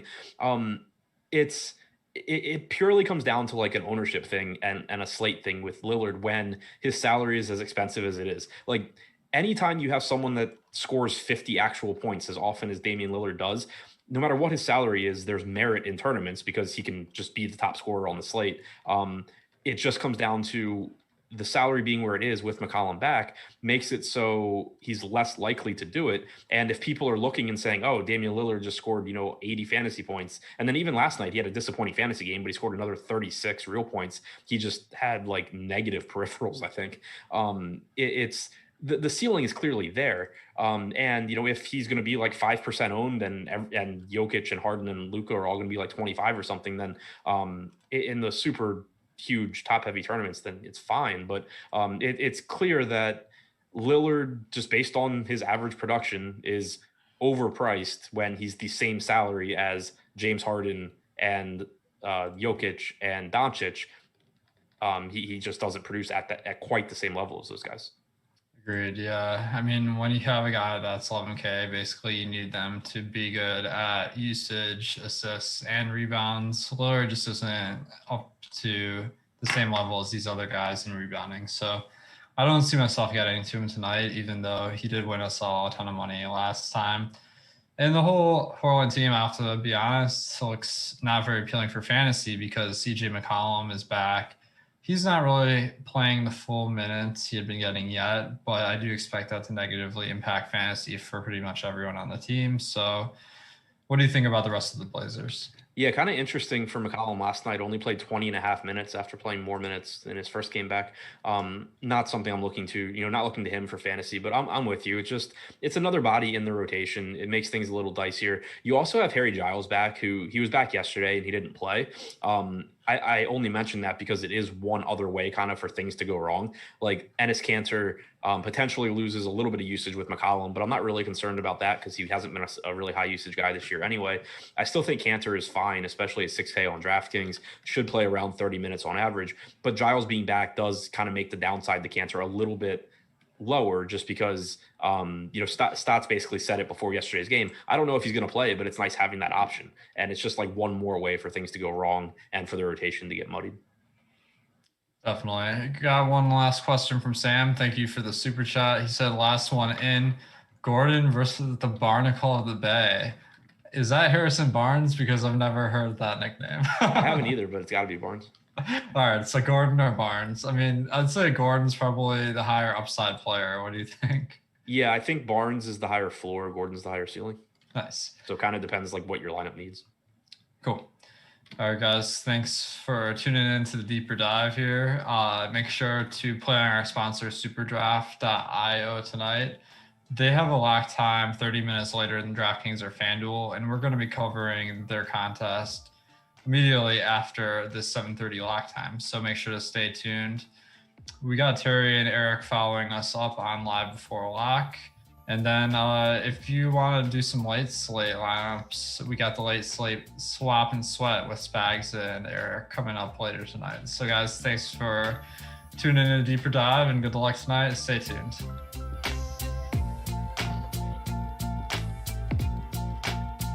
All right. Cool. See you guys. Thanks, guys. Later.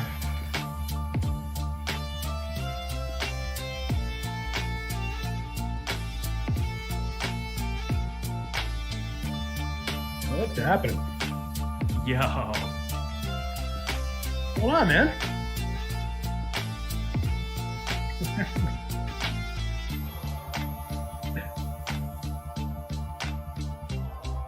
In the groove, the collared shirt. We're all formal today. Oh, Oral Roberts made me this way. Woo! Makajeski, you are the man. Did he have that? Oh, he absolutely called that this morning. Well, he didn't call the win, I think, but plus 15 was a nice number to be getting on a team that wins outright. Yeah, take that. Whew. Solid, man. All set. That is all ever good.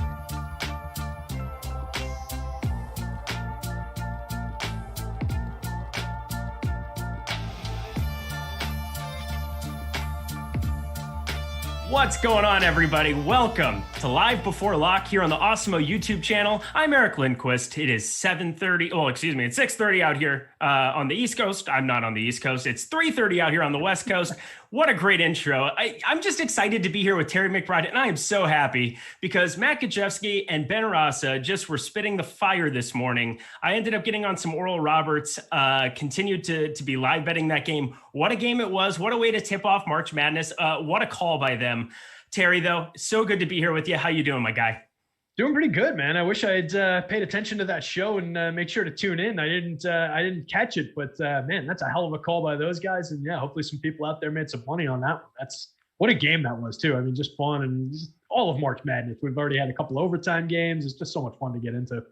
It's great to have it back. It's been way, way, way too long. You kind of forget. It's been 2 years. So obviously getting the live sweats in with those, having them start at 9:15 out here in LA. It's the most wonderful time of the year. But obviously we are here to talk some NBA DFS. So I'll get to that. But before we get going, make sure you get down to that bottom bar. Hit that like button, hit the subscribe button, especially that goes a long way for us. And then hit the subscribe button or hit the notification bell so you know when this and all the other content here at Awesemo is going live. We've got a nifty little 90-minute show for you guys. Thanks to our presenting sponsor, SuperDraft. I got to work on that. That was my first time trying it. But stick around for a half hour after the show as we go through lock. We have some free player projections throughout the entire site today, but especially over on SuperDraft. Make sure that you're checking those out. You can hang out with us. We'll go over some of those plays, but first, let's start taking into account a little bit of what's going on this slate. We've got some news that we're waiting on. We've got the Rudy Gobert thing, which is kind of hanging over our heads a little bit because that would be a gigantic piece of value to add into the fray. The Rockets just kind of gotten written off because they have 94 players active after having 8 for the last however long. So that's a thing. Ben McLemore is now also going to get added to the fray. We saw the starting lineup, which is going to have the Oladipo and Wall. Let's just start with them quick. Is there anybody who even remotely intrigues you with all of these pieces back now? Not really. At this point, I think it's, a couple mix and match type pieces. Like if you wanted to get to a couple shares of Oladipo here and there across 150 lineups, particularly on FanDuel, I wouldn't blame you. But it's not somebody I'm pushing for. He's reasonably close optimal lineup rate. Well, the optimal lineup rate, you're getting a little edge, but it's well under 10 on Alex's boom bust score. He's not getting owned, so you're gaining a little leverage on that. But he's the only real play on the board. Maybe a couple shares of Christian Wood, but nobody really excites me on either site. And on DraftKings, it's like a flat nobody. Yeah, I'm right there with you. I was thinking Oladipo might be somebody that we could be jamming in later, but man, just about everything broke against that team, and it went from 0 to hero real quick, or hero to 0 in this case. They've just been a team we've been relying on, but Kevin Porter Jr., I think the emergence is going to get capped here. I know they'll probably be alternating Wall and Oladipo on and off for the rest days going forward, but going to be tough to pin him down on random days. And with that salary escalated, it won't be exciting going forward. Let's jump over to the Warriors, because obviously this is going to be a massive piece of news. They have a lock time of 8 p.m. on the East Coast, 5 p.m. out here. So it'll be half an hour after lock. Curious, whenever we get that starting lineup, we'll start breaking down a little bit of it. Do you have any kind of a guess or a lean? Who are you kind of like targeting being your starting five there? Because this is obviously a gigantic piece of value. Yeah, so I think the relevant guys are going to be, we've got the obvious Wiggins name in there and the obvious Draymond, the two key pieces of the normal rotation. We know those guys are going to be out there. Draymond, Adam was talking about it a little bit in the previous show, and it's an interesting point. With Curry out there, his assist rate really takes a hit, and that was a good call by him. So kind of takes the top off of the overall upside on the Draymond play. I think he's still on the board, but he might be getting a little bit too much ownership on FanDuel in particular. Right around level where I would want him to be with the public on DK. So I think he's in play, but I don't think he's like a crazy over the top kind of a guy to go for. Wiggins, for me, is drawing way too much ownership on FanDuel. He's 5,200. He's super affordable. He's coming up significantly optimal. I get it. But 50-ish% ownership on a player like him, 0.92 fantasy points per minute. It's a tough ask for me with a negative 20 leverage score in Alex's boom bust on FanDuel. He's more toward the field at a negative 9.4 on DK. I can be a little bit more comfortable with that. I think I'll have a good amount of Wiggins. Don't get me wrong, but I think the move is maybe to start considering undercutting the field on him a little bit where we can. I think there's some other good options that I like at the position. I think we've got enough, bullets and enough ammunition that we can make some different decisions. And then on DK, the super relevant guy, obviously 3,200 Nico Mannion. I think if he's in that starting lineup, we're going to see him owned around that same 50% mark. Different story for him, though, with that kind of a price tag. Doesn't need to do much to hit a ceiling score. Doesn't need to do much to be at least productive for us. Kind of a plug and play guy. We can not really sweat the ownership quite as much on him. I think he's more building block over on DK than he is than like what Wiggins is over on FanDuel. So different plays across different sites, but those are really the key guys. And then we can get into the Bazemores. If Jordan Poole gets the start, I think he's super relevant. I just expect it's most likely going to be Mannion in that role. So, those are the primary guys. Wanamaker, I think, is mostly off the board on FanDuel. 3,000 dead minimum.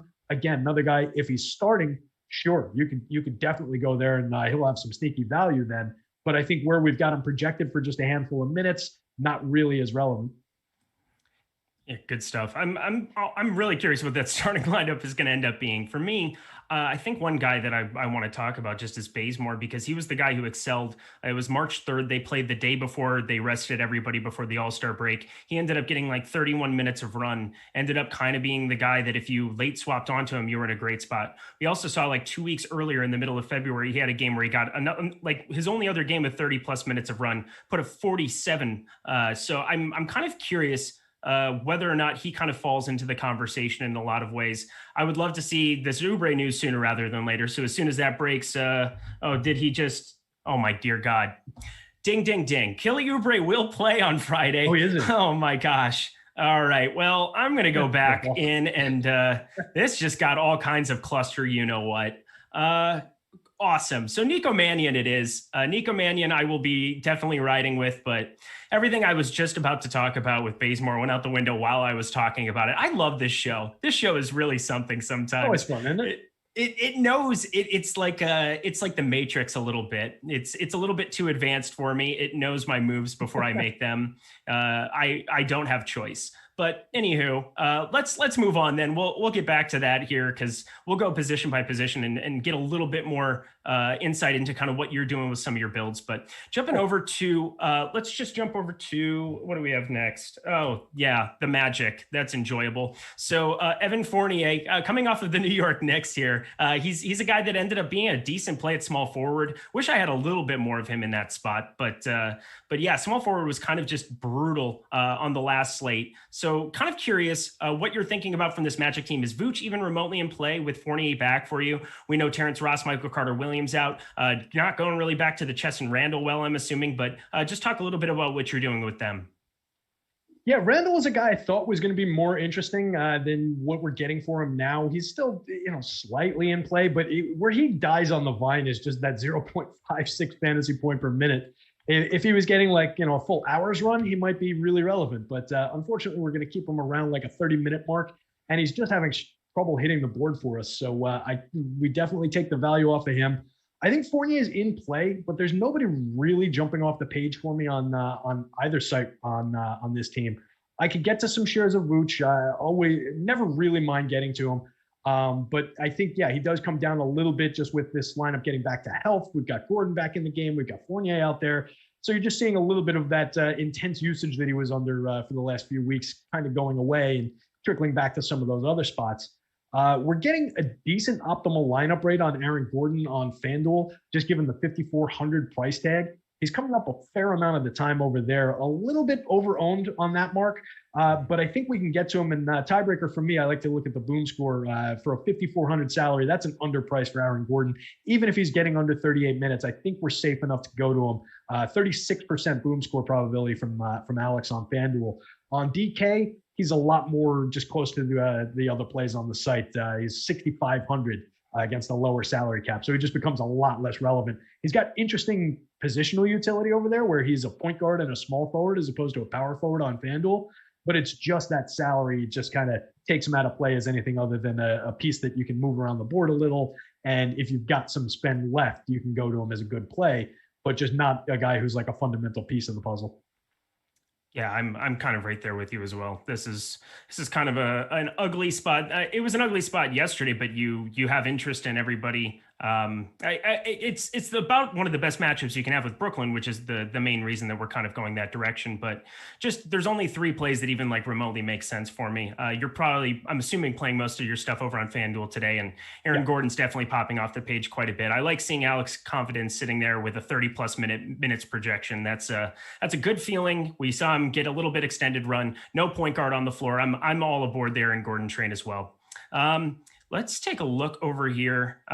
Anything else that we really need? Oh, Steph Curry. So we got the official Steph Curry out. So that's a nice thing to do, which kind of, So we'll get to that here at the top of point guard, but make sure that you guys hit subscribe so you know when all of our shows, our DFS offers, all of our giveaways, so you know when all of that is happening. Once you subscribe to the channel, hit the notification bell so you know you can get the alerts, you know when all of our shows go live, all of that good stuff. Let's just start right up at point guard. What are kind of your highest exposure plays on this slate? So we talked a little bit about Nico Mannion, somebody that was going to be maybe a little bit more intriguing over on DraftKings where you can really put those savings to work. But Luka Doncic right now, we have free ownership projections. So make sure you're checking those out today. But 27.8%, I can also say all the goods. That's exciting to me. Luka Doncic, 27.8% on right now. Chris Paul coming in at 23.8%. Same matchup yesterday, played very, very well in 31 minutes. So didn't get like overly extended by any means. I kind of understand that ownership too. And then D-Line Wright, somebody that I'm having a tough time figuring out what I want to do with. What are you kind of looking at doing at the point guard position? Yeah, so it looks like I'm getting a tremendous amount of Luka and Chris Paul. So right kind of in line with what we expect people to be on. I would think that just based on where they're looking in terms of how much they're coming up optimal, how high their boom scores are, that I would push past the public on both of those guys. Another guy that's coming up a lot for me, in addition to D-Line Wright, who you mentioned, is Derek White from the Spurs. Getting a good amount of him in this last crunch. That's FanDuel stuff. Running with Alex's numbers on DK, getting a ton at the point of Nico Mannion, of course, like we talked about, near the dead minimum, and he's going to be in everything. Getting some James Harden because he's got the positional flex there. Ton of Luka, good amount of Chris Paul, good amount of D-Line Wright. So some similar plays, but Mannion and Harden become very relevant at the point guard on DK. Yeah, and I misspoke. We have player projections that are going to be free today, not the ownership projections. However, you know what? I was feeling kind. Make sure you hit that like button, and I will get even kinder as we go across. So it'll only get bigger and better for you. Man, everything I say has a terrible connotation. I can't really help it. It is who I am. Here we are. We're going to move along here. I'm kind of like similar to you in a lot of the different ways over on FanDuel. Yeah, Derek White's somebody that I don't want to get to. Like, he's not somebody that I'm super excited about, but it's kind of a product of the slate. I'm really kind of trying to figure out, now that Damian Lillard is getting that really low ownership, the last couple slates that we've had him, he's been a little overowned for my taste with CJ McCollum back in the mix. I'm kind of shocked that they're not going to have CJ McCollum sitting in this spot, but I suppose they did only plan for 21 minutes yesterday. So on a back-to-back, maybe they can give him about that same run again. But Damian Lillard at 10-3 is getting really, really low ownership. Do you have any interest in going to that well now that he's not as popular as he's been? It's a guy I'll always try and go out of my way to roster. Like, if I've got money there and I'm hand building it and I can click him, and with the 10-3 to spend on FanDuel, 10-9 is asking a lot on DK. But he'd be a pretty frequent click for me in a luxury item. I've got money to spend kind of a way. I think he's less, than an optimal play. Just based on it's a pretty big salary. You mentioned he's got McCollum back. So, we can have the expectation reasonably that it would shave some of his production down. But he's very under-owned. 4.9 is a solid leverage score. He's only coming up 7% optimal on FanDuel, significantly less though on DK. Like I said, 2.2% optimal on DK. So just maybe a couple shares of him over there where you're getting him at like no ownership whatsoever. Like to play better on FanDuel, like I said, but a luxury item, not somebody to start your lineup with, but maybe as your last click with money to spend. I like that. I'm going to steal that. I've never heard that. Luxury item.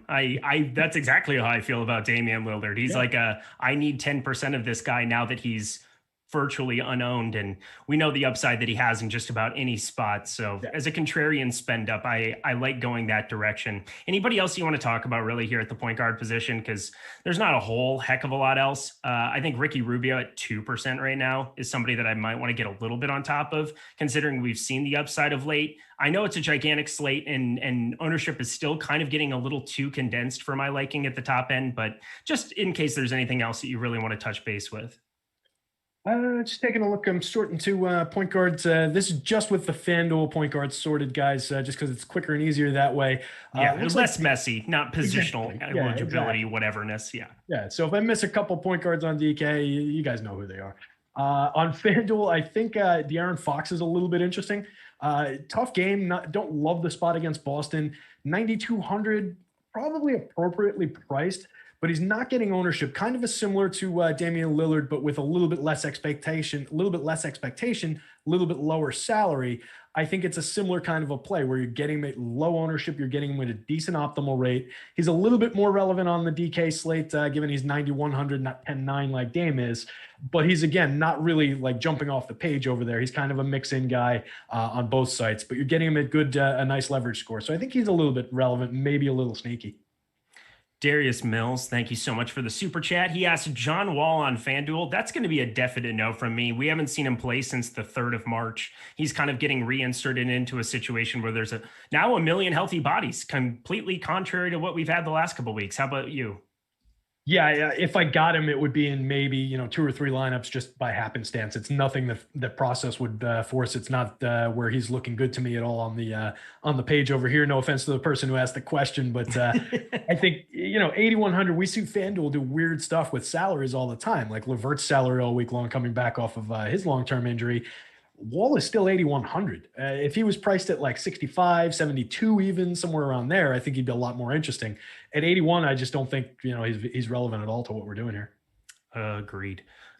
Getting down here to shooting guard, kind of going up and down the position. So this is going to be very interesting to me now, because I'm assuming on this next run that I get, I'm going to get substantially less Wiggins now that Kelly Oubre is alongside him. I'm going to run some rates here as while you're talking, but Andrew Wiggins has obviously kind of been the chalk of the position at 5,200 over on FanDuel. I don't mind playing some of him there, but like now he just feels a little bit overowned for the situation.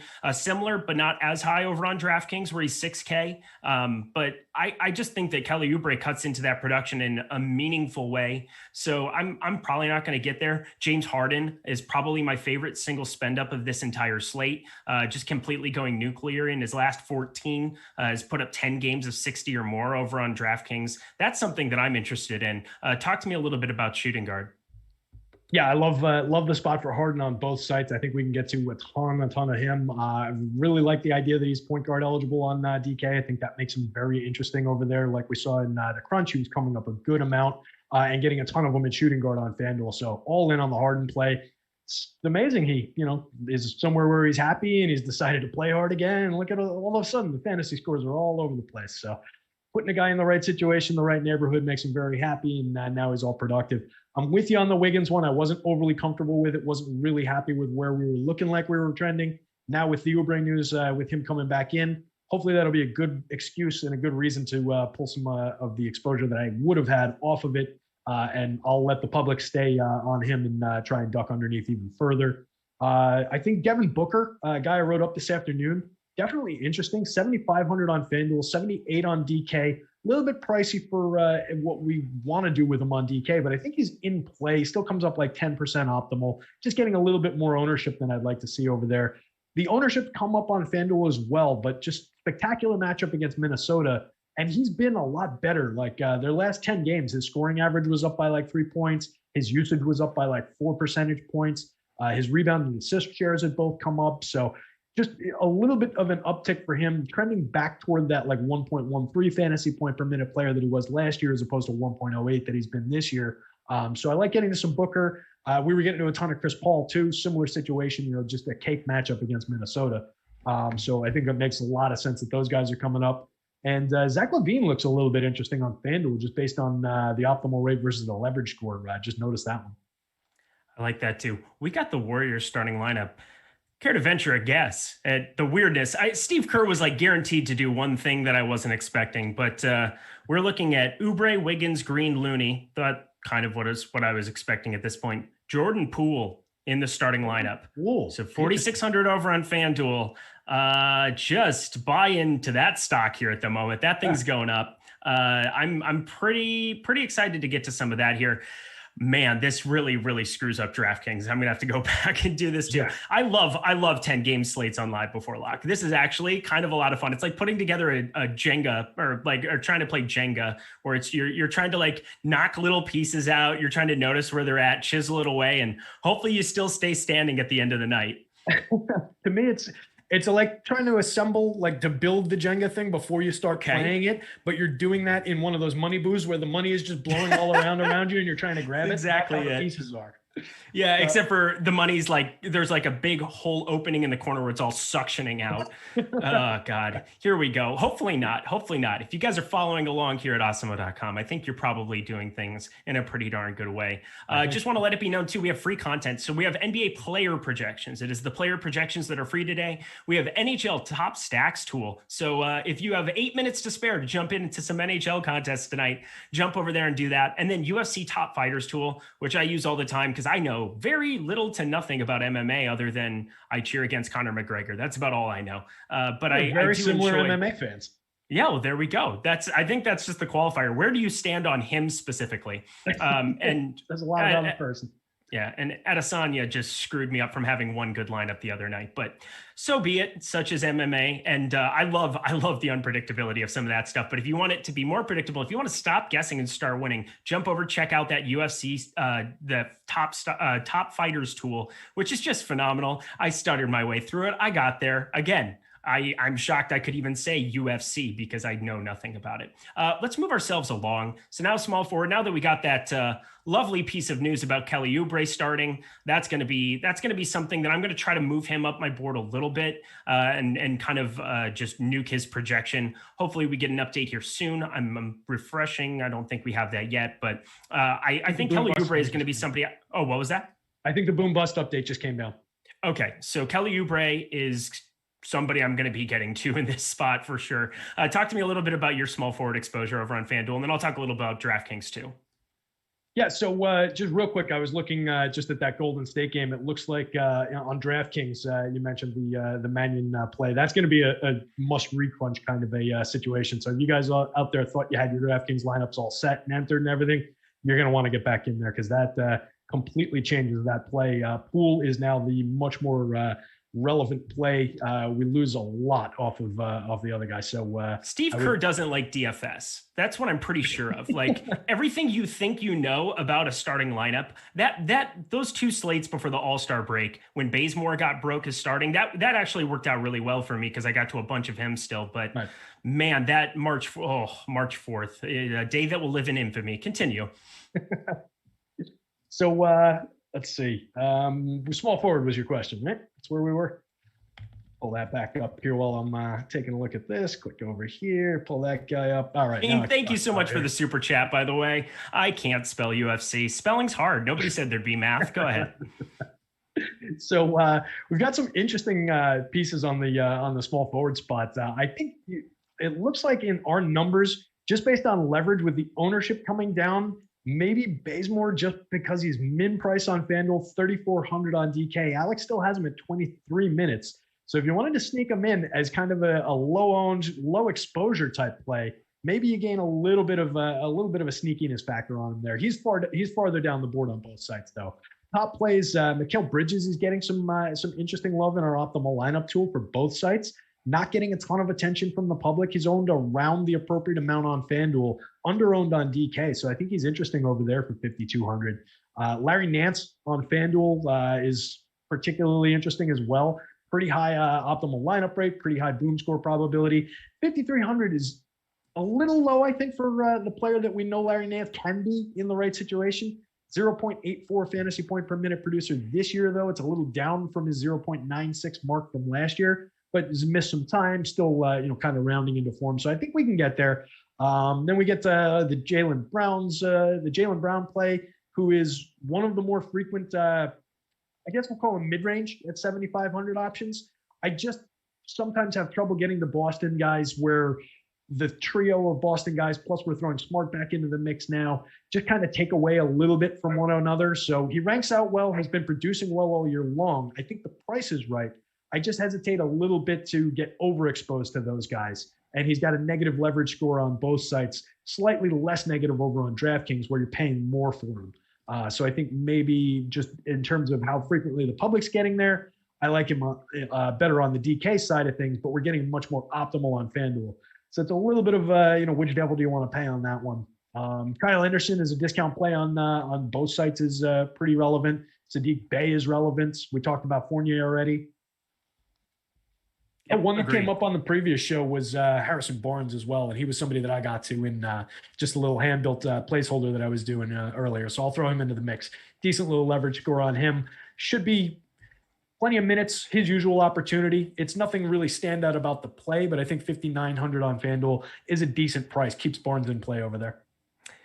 Andrew Kang, thank you for the super chat. We've got a super chat war going on over here. Gene, words, W things that we're not going to say. Just go everybody. That's what I think. I think go everybody. I'm so excited about all of the people winning money today. That's what I want. I want it from everybody.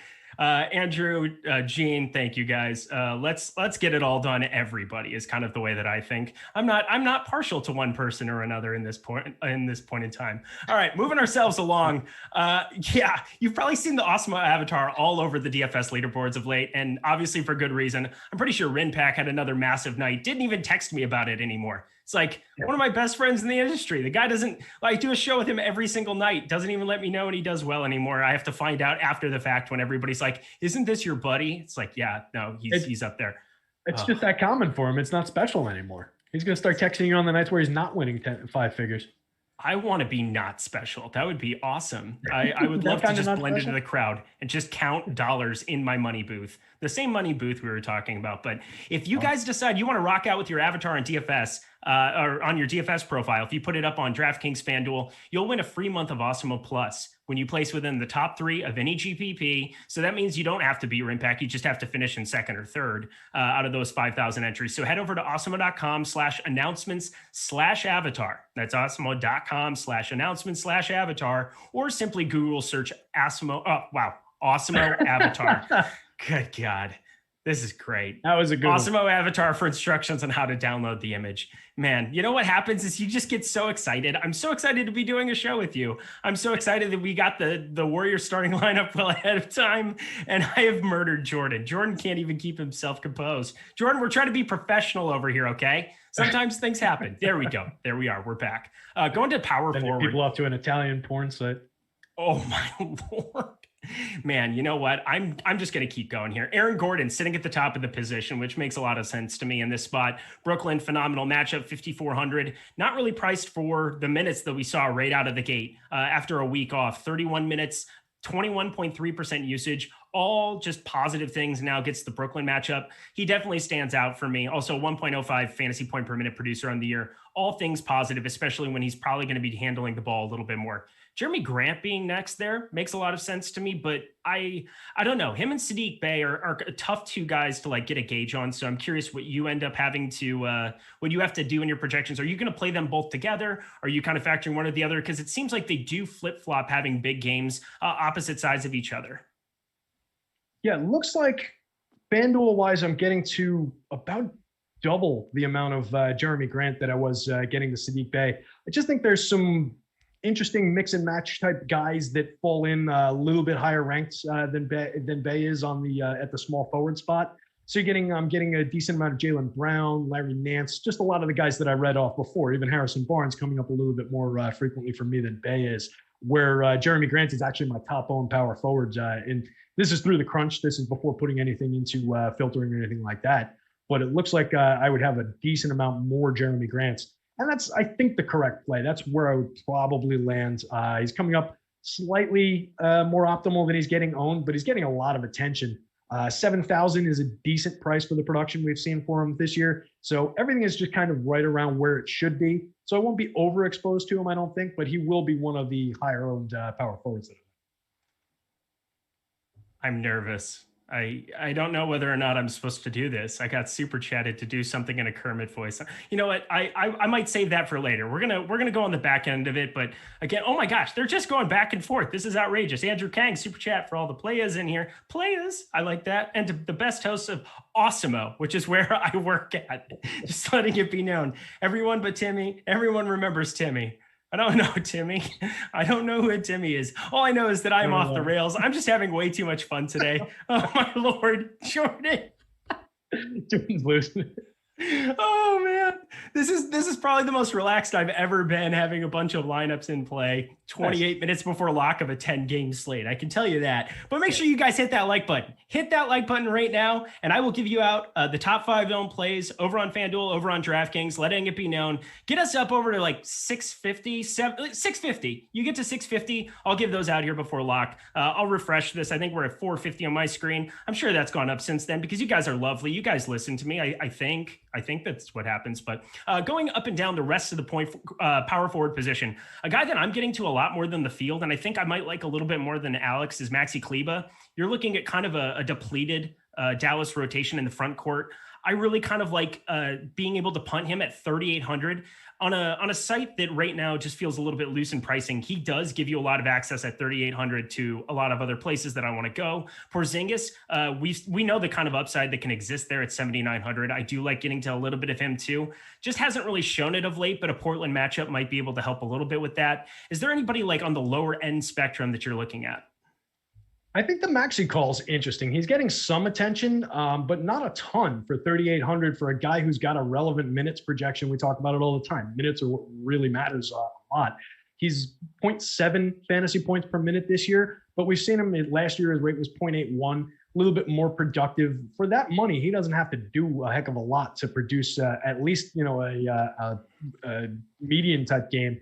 And the ceiling is right there for him. So I think he can definitely get us where we need to be. And I think a lot of the people in the industry have been talking about some of the other guys on that team. The Tim Hardaway Jr. is benefiting from DFS being out and some of the other guys being out. So I think we could see Maxey get an interesting little look here where people aren't necessarily considering him as like the top option off the board in Dallas by any means. So I think both sites really, he's interesting. 4,200 on DK. You get him as a power forward and a center. So you can do some interesting things playing multiple centers. He's getting a little bit more ownership over on DraftKings, but I think it makes sense given the flexibility. So he's got some utility. He's got a little bit of upside. I think I like that one.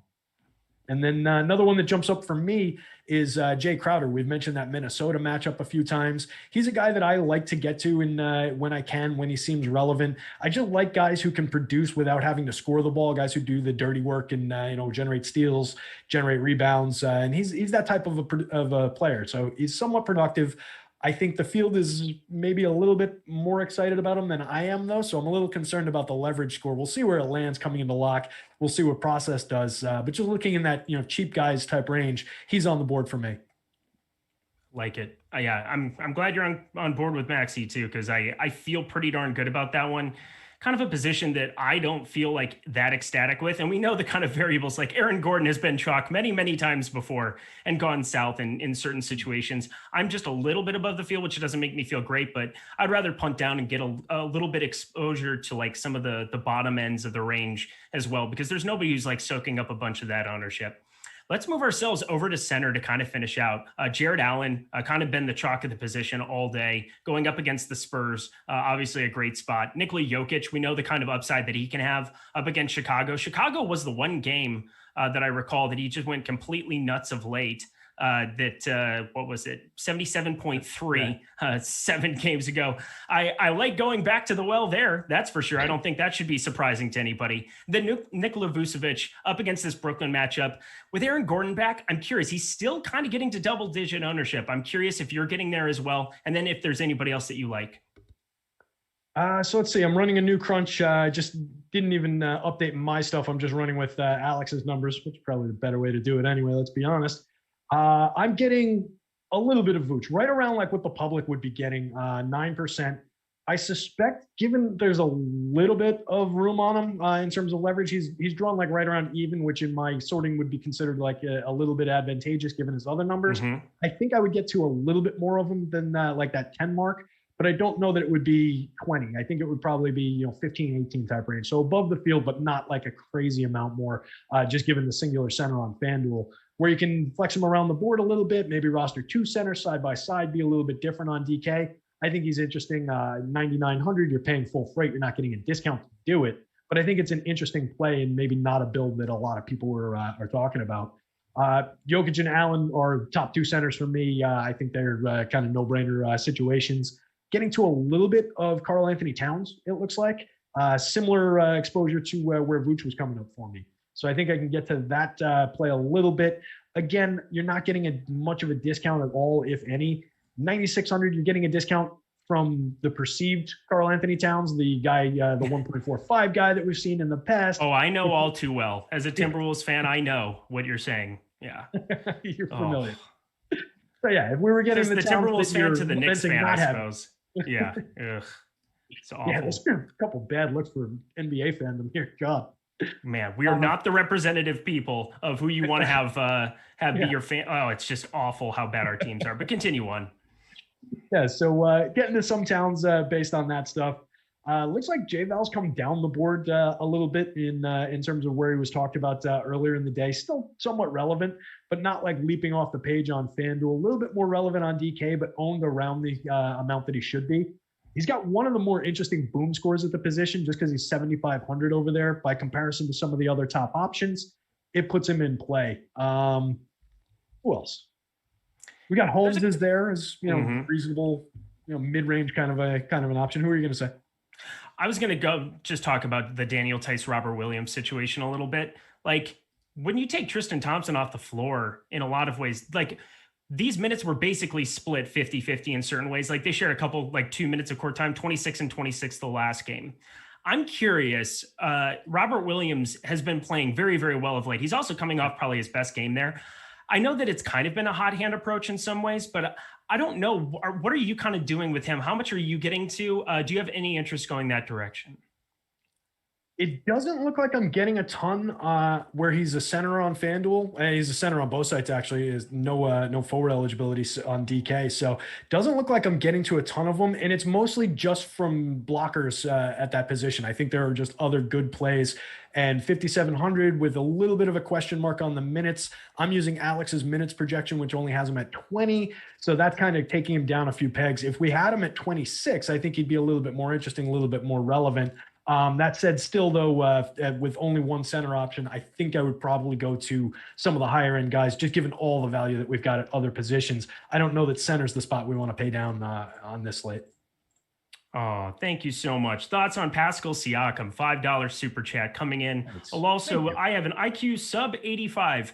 I don't think that that's probably accurate. That would be a difficult one for me to get to, but you know what? I'll take it. Thank you so much for complimenting me in such a nice fashion. What are your thoughts on Pascal Siakam? Not a name that has really been at the front of my mind all day. I'm just taking a look where he lands on the board. Just going by, do we have a site on that? No site given. Okay. He looks thoughts basically in general. the same Like I think he's going to get a little bit more run as things continue to go on. He's just projecting very, very poorly for me, but did get to 30 minutes. We've generally seen those minutes get elevated a little bit further even, but the whole band's back together. Like it's tough for me to get to any on this slate, on such a large slate. It's just going to be a pretty thin play. Over on FanDuel, he's sitting at 7,700 at power forward. You just have a better play above him at Kristaps and below him at Jeremy, and not really anybody that I'm going to get any of today. Yeah, that's basically the reads that I've got on him as well. Just like I was saying, he's just down the board, and you hit it on the head with Toronto. They're a team like one of the others that we mentioned earlier, where just when I think it was Boston, when all the pieces are there, when all the guys are priced appropriately, nobody really jumps out because they all do everything well, but they all cannibalize one another a little bit. So it's very much the same thing in Toronto. And I think that 7,700 price tag on FanDuel just basically takes them off the table as anything other than a mix in, into a few shares of lineups. Coming up a little bit nicely leveraged is the one thing, but you're getting them under 7% optimal. So you're taking what you get there. So I could mix them into a few plays, but not one I would go out of my way for. And he's just basically dead even on DK in terms of that leverage mark. So nobody I'd be excited about over there. Well, I'm scared to refresh my iPad, but I'm going to trust everybody that we got all those likes up. So I'm going to give you guys the top 5 plays over on DraftKings and FanDuel here right now in our ownership projections. Starting over on DraftKings, we got an update 6 minutes ago. At the top, Jordan Poole, 33.6%. Laurie Nance, 30.2%. Andrew Wiggins, 25.6% still. Spencer Dinwiddie is a mistake there, I'm pretty sure. Let that be known to whoever's behind the glass there. Nico Mannion, sitting there, still at 23.6%, which feels a little bit high here at this point. And James Harden coming up at 21%. Is there anybody that really stands out to you there for better or for worse? Other than Spencer Dinwiddie? Other than Spencer Dinwiddie. Yeah, we're gonna cross that one off as an oopsie. Yeah, that one will get fixed very quickly, guys, I'm sure. I think the Mannion one is interesting that he stayed there. And then I think Wiggins, it's just all about those Golden State guys. With the news we got, it's odd that those didn't really change dramatically. We saw Poole jump up, but Mannion not get cut quite as much as I thought. And Wiggins staying, pretty relevant with Oubre jumping in. So those are interesting numbers. I'm curious to see final updates as we go forward, where they end up landing. And then, of course, when we actually start the tournament, where they are. But those are the interesting ones for me, for sure. I guess it's one of those situations where you still take Steph Curry off the floor, so you're replacing 25 shots in a lot of ways. And there's going to be people that have to shoot the ball. It's still going to be a good spot to maybe get to a few of them, but definitely overrepresented in those numbers right now. It just feels extremely, extremely high on this slate. Over on FanDuel, we're looking at Andrew Wiggins being even chalkier, 42.8%. Luka Doncic coming in at 30.6%. James Harden, 27%, Jaylen Brown, 26.8%, and then Larry Nance, who I absolutely do love on this slate, 26.4%. How about over there? Just sorting that back up. So yeah, again, it's Wiggins off the top for me. I've talked about it a few times on the during the show, but a negative 19 leverage score at a position where we have options. He's not. 5,200 is a good price for who he can be, But I just think we've got enough options that we can at least explore going below the field on that. So he really stands out to me. Everybody else up there, Doncic, Harden, Jaylen Brown, I have no problem going to any of those guys in most situations. They're all star or just below star caliber type guys. Laurie Nance, I think you probably are a little bit more excited about him than I am, but he's DFS relevant for sure.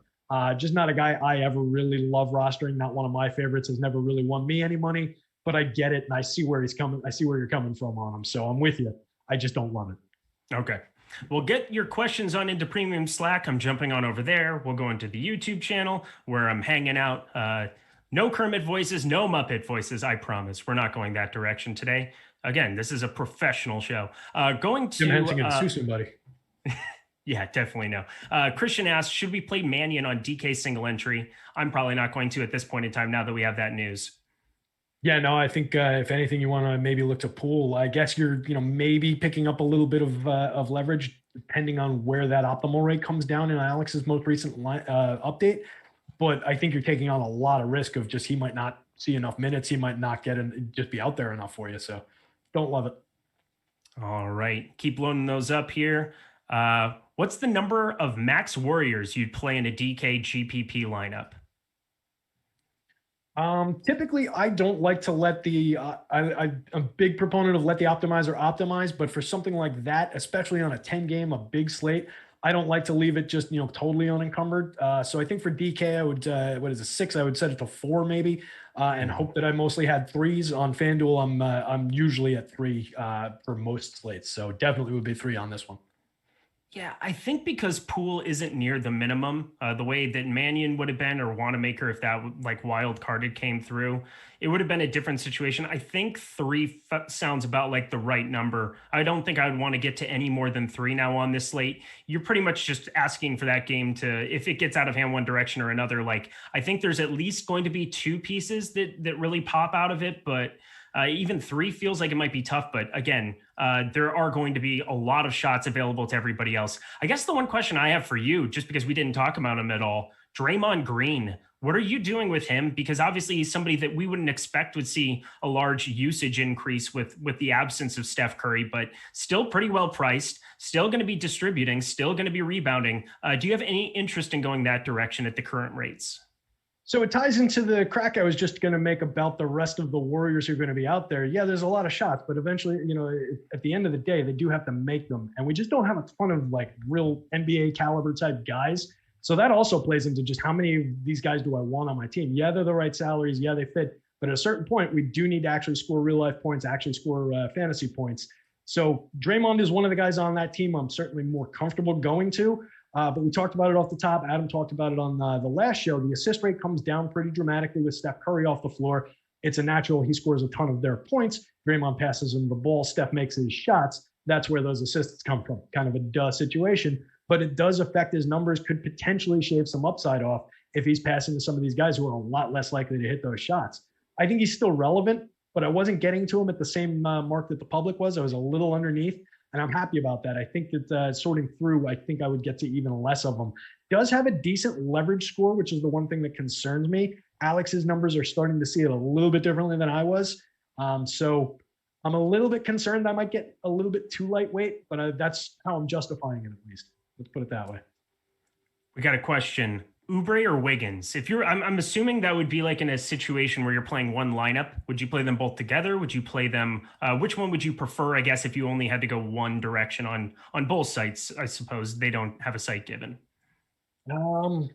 I guess it would be Wiggins, just given. I mean, he is massively more optimal in terms of what Alex is putting out there. So that's the way I would go with it. I don't love it, but that's probably the one I would do. You're going to have to figure out a way to get very different in a couple other spots, though, with your lineup combinations and who you're rostering alongside him, because he's super popular, very negatively leveraged.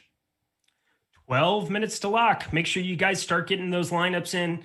We got a lot that we need to bounce around here. We come up to the 4:30 time out here on the West Coast, 7:30 on the East Coast. We're going to stick around for half an hour afterwards and do the super draft. But also, obviously, March Madness is going on, and we definitely have you covered here at Awesemo. I had the Oral Roberts play, which just felt fantastic. Thank you so much to Matt Kachevsky on that one. But if you're still looking to get in on it, we have the March Madness DFS package. You can purchase it for $29.95, which gives you access to all of our college basketball projections for the entire tournament from tip-off now, which got underway today, all the way through the national championship game on April 5th. You should also check out our odds shopper tool over at oddshopper.awesemo.com to help you find the best tourney betting lines available across all the major sports books that are legal here in the United States. Finding the best value on your lines can be the difference between a win or a loss. So make sure that you're taking advantage of that free tool we are offering. I could only find 15 when I got in on Oral Roberts, so luckily they went outright. I didn't need that half point that was available earlier to me in the day. But going forward, I'm going to definitely make sure that I'm capitalizing on that. So jump over to OddsShopper and make that happen. Bay or Josh Jackson in a DK GPP? Oh, geez. Bay was more relevant most of the day. Let me pull up this latest update here and see if anything's changed. Bay's coming off of a massive game. Josh Jackson got a little bit depleted minutes there. I still like the Bay side of it, which might sound like point chasing, but like he just is such a better play in so many different ways today, I think. Yeah, and you get some position crossover at the small forward spot, but you're paying more for Josh Jackson. We've got a lower minutes projection on him, lower overall upside in all of our metrics. And it's not like Bay is coming up massively negatively leveraged or anything like that, where you really want to look for reasons to get away from him. So if that's your decision point, pay less, go to Bay. Devin Booker or John Wall DK GPP. I think that's Devin Booker and not close. Yeah, absolutely. 100% with you. Don't even need to look at what the salaries are. Johnny Flynn or Darko. No, Johnny Flynn. We were just talking in the chat about T-Wolves bust. I was like, how much time do you have? I can't really begin to tell you. Johnny Flynn is definitely maybe the worst draft pick ever because he was drafted one spot ahead of Steph Curry. So that alone is maybe the most sinking feeling that I've had in my entire life, was realizing that we passed on something like Steph Curry. Winthrop over Nova tonight. I'm not sure about that, Greg. I hope not. Good Lord. That would be bad for my brackets. I know that. Keep getting those questions in, guys. Let us know if you have anything that you want to know. Is there anything that you kind of want to go over? We're at the 10-minute mark as we're leading into it. We kind of got a little bit of that Warriors news. Is there anything that you're really noticing that's changed in your last crunch? Good question. Let's see what's coming up. Looks small forwards pretty similar. Center getting a little bit less Luka. It looks like Delon Wright took a jump, which is interesting. He leapt to the top of the position. Percentage point wise, it's not like crazy huge. He went from like 20, I think 3 or 4, somewhere around there, to like 29% in this last crunch. But it did vault him ahead of Luka and Chris Paul, who I like better on paper. And just, from everything that we talk about, everything we looked at, Delon Wright, very interesting given his price, given the potential and the opportunity for him. But I was not expecting that one. So it looked like crunch to crunch, the biggest change. I think that makes sense, though. I think that absolutely does, because you're losing Nico Mannion at 3,500. Was probably popping up with some frequency, maybe in at least like 5-10%. Yep. You've now lost access to him at the complete min. It becomes Jordan Poole, who's 1,100 more. I think it's natural to probably have more Wright pop in. I just saw about a 5% increase. And so I was trying to figure out exactly what was happening there. But I think that would kind of be the logic that would follow. I think you hit it right on the head. I think that's exactly what happened. Because I think Mannion was in here at like the 17-18% range, and now Poole is there at 10, and that's essentially the difference that I just said for Delon Wright. So I think that's exactly where it came from. Cleveland starting 5. We've got Garland, Sexton, Okoro, Nance, Allen. News God always keeping it easy for us. Just keep popping into the premium Slack. He makes it so easy. Make sure you're following that at Awesemo NBA account so you can get all of this news as it comes in. Looney or Mannion, 3,200, last guy in DK GPP. At this point, I mean, Mannion's still going to be overowned. I don't think that ownership on DK can drop as far before lock. We'll see what it ends up being at lock, but I'm assuming too high. He's still going to run. He's still going to play a little bit, but it's going to be very, very different from the 30 minutes I think people were projecting for him earlier in the day. Maybe some shots on Looney, but I don't really like either.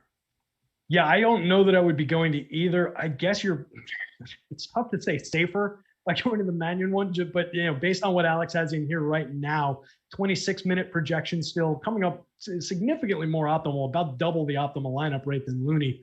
But the ownership, like you said, is still going to be there, still massively negatively leveraged. So if you're looking to be sneaky with that $3,200, Looney's probably your guy. I just don't see a tremendous amount of upside. I think he's going to be right around his median projection. Don't love either play. We don't have any news on Frank Jackson starting. I haven't seen the Detroit lineup whatsoever yet, but that would be the one guy you could maybe go to. He did play 31 minutes last time out. I wouldn't mind getting to a share or two if he were starting, but I'm not positive that he is yet. And I don't even want to like make that assumption because there are so many good plays that exist at the point guard position on this slate. Yeah, and it looks like a lot of people are making that assumption over on DraftKings. He's only 3,200, so people are rostering him for value anyway, but I think he's over-owned at that 17.6 mark that we have him for on DK. Not getting any attention at all on FanDuel, so mid price over there. I would not be too excited unless we had that specific. He is starting. He's getting 30 minutes of run type news. 2v2 for you, Luca. So we got to get a site given. You got to give me a site given on some of the 2v2s. Guys, you know that by now. Yeah, you can just put in DK or FD. I can definitely tell with those two letters what we're going for the 2v2s and spots. That makes it a little bit easier and also allows us to actually give you good information rather than, I don't know, garbage information. Let's take a look. Wright or Wiggins on DK. I like both. If you're saying one or the other, I probably would go to the Wiggins 6K. Maybe no, I'd probably be going to Wright in that spot for sure. Still on DraftKings. How about you? I mean, it's just one or the other. I'm getting to both, obviously, but if you're making me pick, that's kind of the direction that I'm going. Building one lineup. We're talking about different positions. I'm more comfortable with Wright. It's the play and the player that I like better. But if we're going by what Alex's numbers are coming up with, it's Wiggins with a pretty good amount of room on that optimal rate, which is one of the things I like to look at. More than 5 percentage points differential.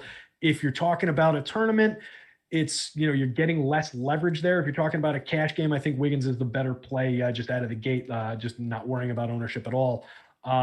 They're relatively close in terms of which one we can go to. If it seems like I'm trying to avoid saying Andrew Wiggins, I am, but he's probably your better play. Speaking of, what was the 2v2 that we had? He didn't put it back. Okay, never mind on that. Plumlee on FanDuel. Plumlee on FanDuel. Any interest there? I don't think I got to any of them. Yeah, I'm not getting to any either. So that's probably going to be a pass. How about Nicholas Claxton, a guy that's been popping for other people? I know that he ended up being near or at the optimal lineup last time out. He's just not a play for me. The minutes aren't going to get elevated nearly as high as I'd want. Jeff Green being back in the starting lineup asserts that. Jordan out there as well. Like Claxton, yeah, you can get there from a fantasy point per minute perspective sometimes, but just feels a little bit thin on this slate to me. Yeah, 1.29 fantasy point per minute mark in limited action this year, but an 11.9 minute projection. You do that math, that isn't going to get him there. Let's keep going. You now have 4 minutes, y'all. 4 minutes remaining in the period. 4 minutes. Anybody else over here on pivot off Mannion to Frank Jackson? I would. If you're just asking me which one I would prefer in a lineup right now, Rudy Gobert is active, but a game time decision. Are you joking me? Oh, man. Game time decision. How do those two things go together in the same sentence? So he's active. Like, they don't need the body. I mean, just, is he playing or is he not playing? Right. Like, what are we doing? Right. If he's a game time decision, he's not active at this point. We don't know if he's active. That's a nonsense update. Wow. They're getting really creative with the ways that they're frustrating us this year with some of this news. This is, that's a good one. Oh my goodness. Oh, I don't change anything for you with him coming in. Yeah. I mean, he's not a guy I get to a ton anyway. I've talked about it a lot through the year. Does it change anything for you specifically? Well, what's the issue is that I don't even know. We're going to see what the starting lineup is. And I would assume if he's not in it, then I'm going to have like no interest in, or if he's not in it, I'm assuming it's favors and you jam favors. And we get that news. I would assume that's going to be the main piece of news that we're waiting on to be able to pivot. Derek Favors at the Stone Cold Mint on FanDuel was a guy that I was getting to a lot and was going to be talking about as we got over to the SuperDraft portion of the show leading up to that game. But obviously gives you a different roster construction. I believe he, in Rinpack's nice lineup to finish third, he had Derek Favors in that lineup at 0.5%. I expect it to be a lot higher. And obviously if you get Gobert out, but anybody is viable at 3,500 to give you a different roster construction if there is a path to minutes there. Even if Gobert is active, there's a path to him maybe getting 20 minutes to his 28. So sure, take some shots anyway. But God, how can we not have that news? How much Allen is too much Allen? I would say I don't want more than half my lineups with Allen. Yeah, I'd be around a little over the field on him probably, but I would be under that 50% mark, I think, based on what I'm seeing here. Awesome. What just came through? I'm checking the news. Spurs will start Murray, White, DeRozan, Johnson, Pirtle. That's exactly kind of what we were expecting there. So not too much to freak out about. Yeah, the Frank Jackson thing is kind of blowing up chat here in a couple spots. Let's go through here. Yeah, we got 1 minute. Did we get starting news on him? 1 minute here. We did not. We're still waiting on it, but everybody just keeps saying that they're getting gobs and gobs of him, which makes sense on DraftKings and FanDuel. Like if you're gonna punt now and you don't have Mannion and you want to try to take a shot on somebody, there's definitely the opportunity for him possibly to start. And if he does, he played 31 in his last time out. So would you get to any here right now, not knowing the news? Dicey. It looks like some did come up in the last crunch that I ran, but dropping it into the filtering process basically takes him off the table. So I don't think on FanDuel that he has that much relevance yet. On the DK side of things, I think it's a little bit different. The 3,200, he does look like he's somewhat relevant, but it still looks like the public's getting to him more than I'd be comfortable with. So I think that's a spot we can maybe look to get away from and get into some of those other constructions with the other value guys we've talked about. Last one here. We got a super chat. Looney or Favors if Gobert sits? It would definitely be Favors for me by a landslide. Yeah, for sure. He's going to get – that puts him at, 26, 28 minutes, somewhere around there. You mentioned you were probably interested at 20 minutes. So I think he's getting 26, 28. He's going to be very relevant at the min price. Yes, he certainly is. Mannion in a lineup. Cool. And that – my folks, is lock. We got there. There. Nice hour. A little up and down. We righted the ship. I feel pretty good about the work that we've done here. You've been riding your 2-day hangover with the last name like McBride. I'm sure you did something on St. Patrick's Day. No? It was done entirely within the confines of my apartment and alone, except for the pets. But yes, I did enjoy a couple beverages to celebrate my heritage. Yeah. I went the Guinness route. I hadn't had a good Guinness in a long, long time. I don't know. That kind of hit different. That was a nice change of pace for me. It had been a long, long time. I'm so basic. It's unbelievable how basic I am. Just a Guinness makes me happy. It makes me giddy. It's the small things in life, everybody. It's the small things. Yeah. Oh, man. Well, Guinness is like, it's beautiful when you pour it. It's got the nice head on it and everything. If you do it right, it goes down so smooth. It's the nectar of the gods, man. There's a reason it's got that status.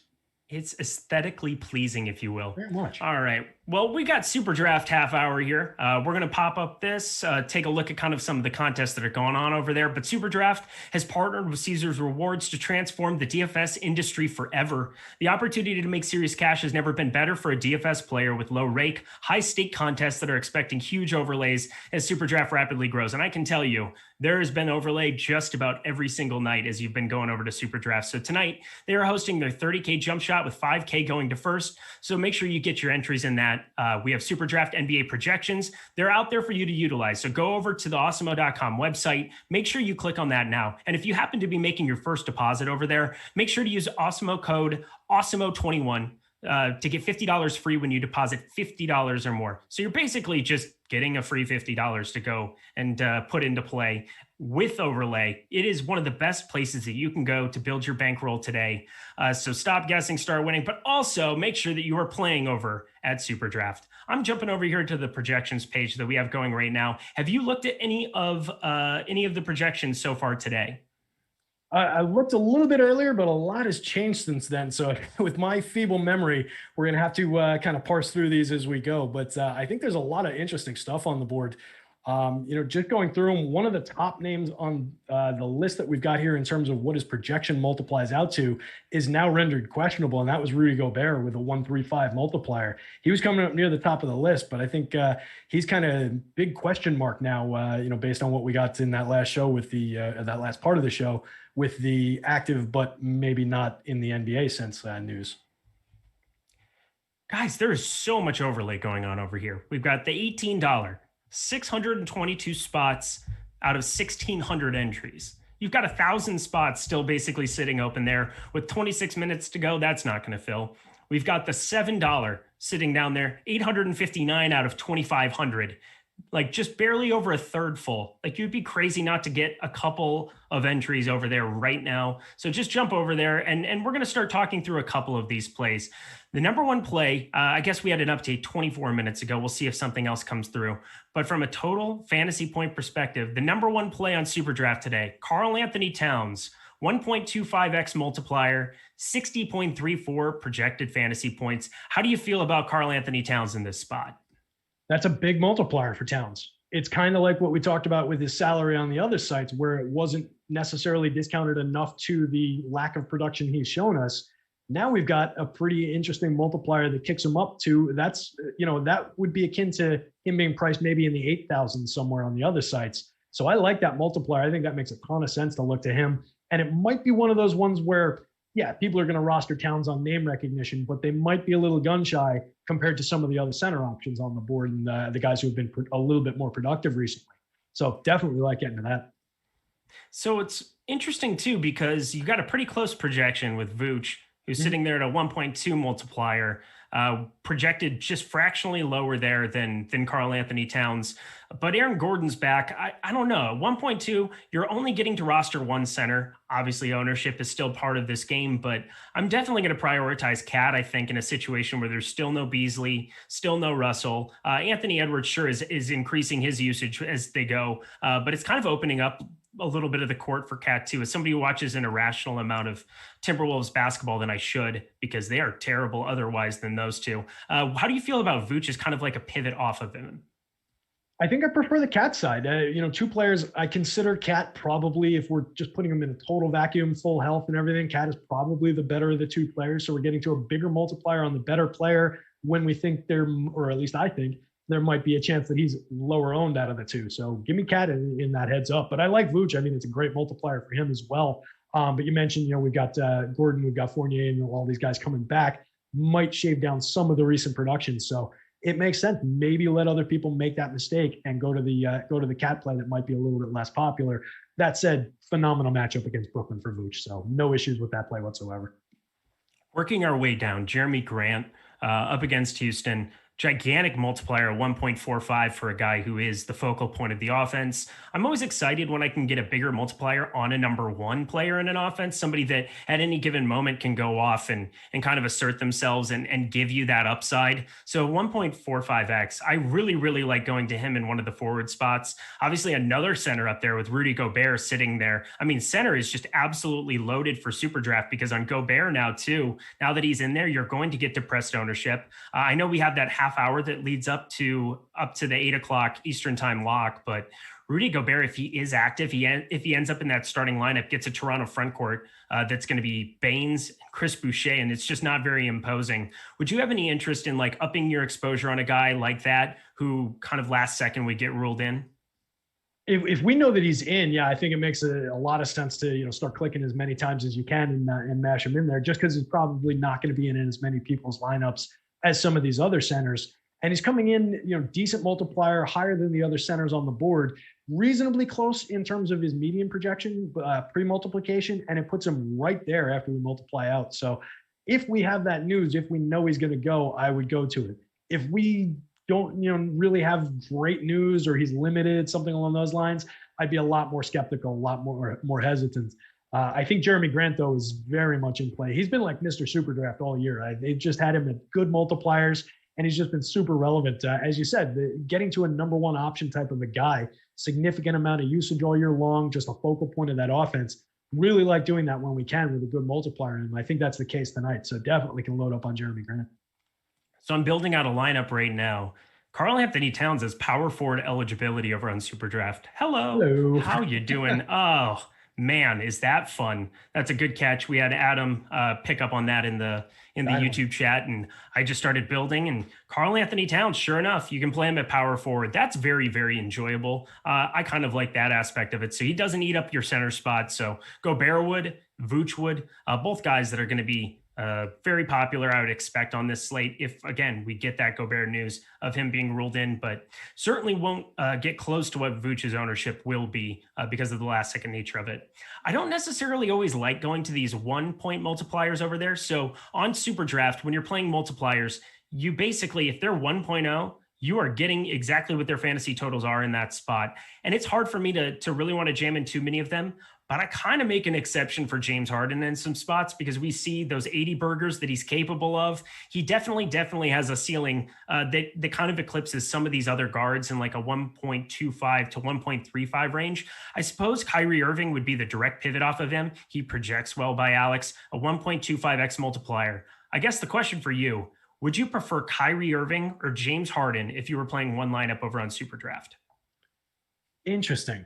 First off, I thought you were going to go to Jokic when you started that because he's at a 1.1 multiplier. Also, he had that monster game against Chicago. Also a good spot. You've never worked with me. You don't know my tricks. You don't know what I do. I'm weaving. I've got you. I'm steering the ship. Keep me on my toes, man. Yeah. I think that's an interesting spot between those two guys. Like you said, he's going to be the natural direct pivot. If Harden's not producing, it's going to be Kyrie on that team right now. So makes a ton of sense. When it's two guys who are, I'm not saying Kyrie and James Harden are equal, but they're relatively similar caliber players. If we're getting Kyrie with a 0.25 multiplier on top of what Harden's giving you for somewhat similar projections, Harden's raw projection is decently higher, but it's not like Kyrie is low projected by any means. I'll take that multiplier and hope that can make up any kind of delta between the two. And then if Kyrie goes off, we're gaining a lot of ground on Harden really, really quickly. So I like that. I think that's an interesting pivot.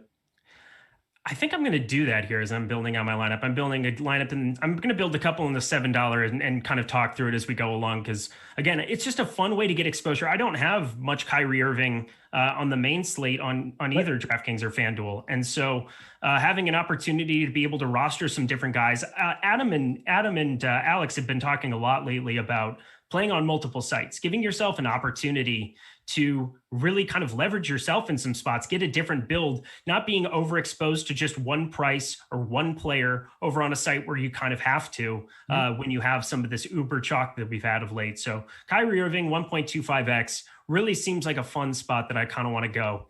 Moving our way across, I guess we should talk about a couple of forwards. We talked about Jeremy Grant briefly, but there's a couple of other guys like Domantas Sabonis, who has power forward eligibility. That's definitely where I would be looking to roster him. I wouldn't want to use up a center spot. Andrew Wiggins, sitting there with a massive projection and a massive multiplier, 1.65. I think if I had to pick like one guy, so we were both maybe a little bit lighter on him than the field on DraftKings and FanDuel with Kelly Oubre coming back, but 1.65 is a massive number. I'm going to refresh ownership. I want to see if Kelly Oubre pops up there too. But how much do you think you would get to at 1.65 of Mr. Andrew Wiggins? Yeah, so that's your spot. If you're going to look for Andrew Wiggins, I'm a lot less hesitant about him when we get that kind of a monster multiplier on him.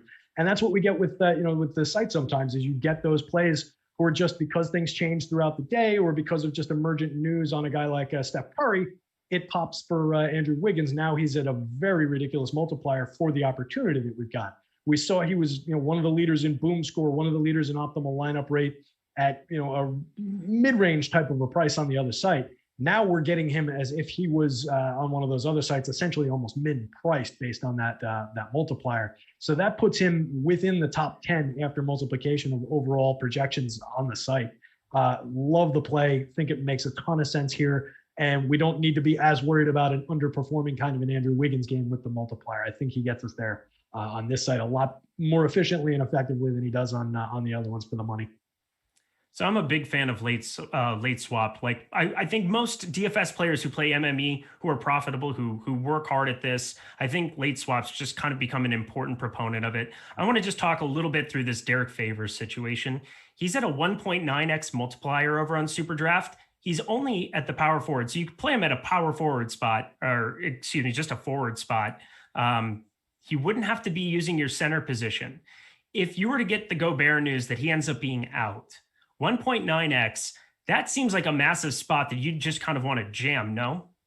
Yes, definitely. We talked about yes, absolutely. Yeah. Did you have more? No, that's pretty much it. We talked about how appealing he was at basically min price on the other sites. even if he was getting like 20 minutes. I think if we get the Gobert news, like we said before, 26, 28 minutes is very much in play for him. And at that multiplier, you're getting essentially double whatever he does. Love the spot. Definitely could start mashing him in there. And does it make sense to? No, because then we would want to roster him. I was going to say, given that we had Karl Anthony Towns at forward, but that doesn't work. It's the other way around. Yeah. For the swapping capability. The other guy that now we're looking a little bit at some of these other spots. So it hasn't updated for the ownership here. But Jordan Poole is at a 1.8x multiplier. Holy cow. That's going to be a big part of the builds. I'm probably going to click his name in first on most of these lineups as I'm going down the line. If he's going to be playing point guard duty in this spot for a majority of the game up against Memphis, I like targeting John Morant. Not that I really want to go try to go DVP or anything. It's more of a team defense issue, but 1.8x Jordan Poole, that's pretty tough to get away from. Yeah, another one of those plays where the news changed what the nature of the play looks like. So he is just mispriced based on that multiplier for the opportunity, getting in the starting lineup, getting what we expect to be a significant run, and being the primary ball handler. I think it gives him a pretty good opportunity to blow the doors off with what everybody would expect from a guy like that in this slate. So definitely makes him very relevant. I guess I'll take one from the premium Slack. If it wasn't in premium Slack, if it was just YouTube chat, I probably wouldn't do it. But would you go Tim Hardaway Jr. and Harden, or Luka and Bridges and DK Cash? So Tim Hardaway Jr. and Harden, or Luka and Bridges. I think for me, I'm leaning on the side, like in Cash, I think, I'm not playing DK Cash, so that's a tough one to kind of like analyze on the fly for it. Because you're basically looking at a situation where it's like Harden and Luka, because Bridges and Tim Hardaway Jr. are kind of a result of their pricing. So Harden and Luka, which one do you prefer over on DK? Going on DK, it looks like it's Luka, I think, unless I sorted this right. Yeah, looks like it's Luka. Just going, the way I sorted it was just by Alex's optimal lineup rate. It was the quickest way for me to get a good look at it. So, we're talking about cash games, so I don't really care as much about the leverage score. And we're getting Luka a little bit more optimal, but it's very close. I don't think you're making a mistake either way with that part of it. And then looking at the Hardaway side, I forget who was it, Hardaway and Harden? Yeah, Hardaway and Bridges, I believe. Hardaway and Bridges. Well, what were the pairings that we're deciding between them? Oh, it was Luka. So Luka and Bridges were together. Let me pull it back up again. Yeah.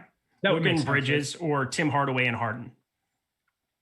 So by that optimal rate, Harden is the guy who's coming up the most optimal, but there's a bigger gap between going from him down to Harden in your pairing, where Bridges and Luka are like right next to one another. So I think you're gaining a little bit there. I think I would probably go toward the Luka and Bridges side. You're also saving a little bit of money doing it that way. So it depends also what you can do in other spots. Guys, there is so much overlay going on right now. That $18 is not going to get near filling. I'm looking at it right now, $8.82. The $7 is just about half filled, not quite. I mean, this is going to be some crazy overlay. You have 14 minutes to go over there. I might have to up my exposure over here, actually. I like it. I'm on a show. I was getting nervous though. Whenever I'm on a show, I'm like, I don't know if I'm going to have all the time in the world for different things. And I had a couple that I had pre-made, but yeah, we're gonna jam a little bit. I would kind of be recommending going that direction. Going down the rest of the line, is there anybody whose multiplier really sticks out to you at this top end? Obviously, for me, some of those Golden State guys, like now that we have the Poole news, that's somebody that I like going to. Zach LaVine has a 1.25x multiplier, and we know the kind of upside that can exist there at a guard spot. Seems like forward and center are very, very top heavy towards the top end of these projections, and then the guards are kind of slipping. So maybe a couple different shots on some guards. Yeah, I think a guard that might sneak past some people, who's got an interesting multiplier in what could be a pretty decent upside game against a team that plays no defense, is Evan Fournier. Coming back into the lineup might be somebody who's a little bit off the radar for people who aren't, working with projections. Like a lot of people, there aren't a ton of sites producing projections for SuperDraft yet. So you have the advantage just over a large swath of the field just by coming to the site and using our tools, using our data. And Fournier pops 165, puts him very much in play. Top 15-ish, top 12-ish, somewhere around there. I'm not counting them, I'm just eyeballing it in terms of after the multiplier. So I think that is very interesting. And you could be a little bit sneaky that way. Another guy who's in that range after we do the multiplier out, but I think gets rostered more on name recognition is Donovan Mitchell at a 135. But I think maybe if you go down one step to Anthony Edwards, you're getting a 1.55 multiplier in what we expect to be a decent upside spot for that kid. He's been a little shaky up and down throughout the year, but we've seen him, really kind of come on in the last, week, 10 days, whatever it's been since he's really started producing well. So I think that could be an interesting spot for another guard play there. I'm looking around as well for kind of a different spot. Like Anthony Edwards and Cat are two guys that went completely nuts yesterday. Cat is absolutely at the top end of our projections. I feel like that might make him a little bit overowned. I'm looking at some of these like lower end centers, like Jonas Valanciunas 1.35 is fine, but it doesn't necessarily like pop to me. I think I'd want a center with maybe a little bit bigger multiplier, but doesn't seem like I can really find one that I'd be super gung ho on. It feels very like going the direction of Cat 1.25, Gobert if we get that news here late, which we're still waiting on somehow. Active, but not sure. Like I don't even know what that means at this point in time. They're just making up stuff. Yeah, they're making up stuff. I think they might just be deliberately messing with us and our specific community here with some of this stuff, because it's insane that to think that they wouldn't know whether or not he's playing at this point. So we're just all dealing with it. And the good news is everybody out there is dealing with the same lack of information that we are. So everybody's guessing at that spot. I think Valanciunas is a little bit interesting center-wise for SuperDraft with the 1.35 multiplier. But he's not someone I'm super excited about. And I think that is a site where you can start maybe getting into a little bit of speculation on, since you need the multiplier to come through for us, on, all right, what is the potential for Memphis to just light this team up? And he might be a guy that they protect a little bit. They don't need to necessarily be completely blowing this team out for him to maybe come off for the last part of the fourth quarter. So I think you could see a little bit of danger on his overall minutes, but I think he's in play for sure for a more off the board type of a pivot at the center spot over there.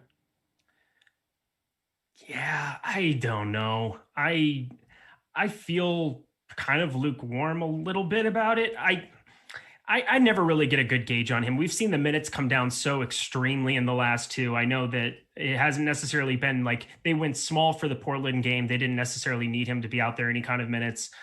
But I definitely, if he gets the minutes, if he gets to 28-30 against Golden State, I think you're definitely going to want to take some shots on him there at that range for sure. Bam Adebayo has power forward eligibility as well. That's pretty intriguing to me against Indiana. Maybe spike a little bit of an upside.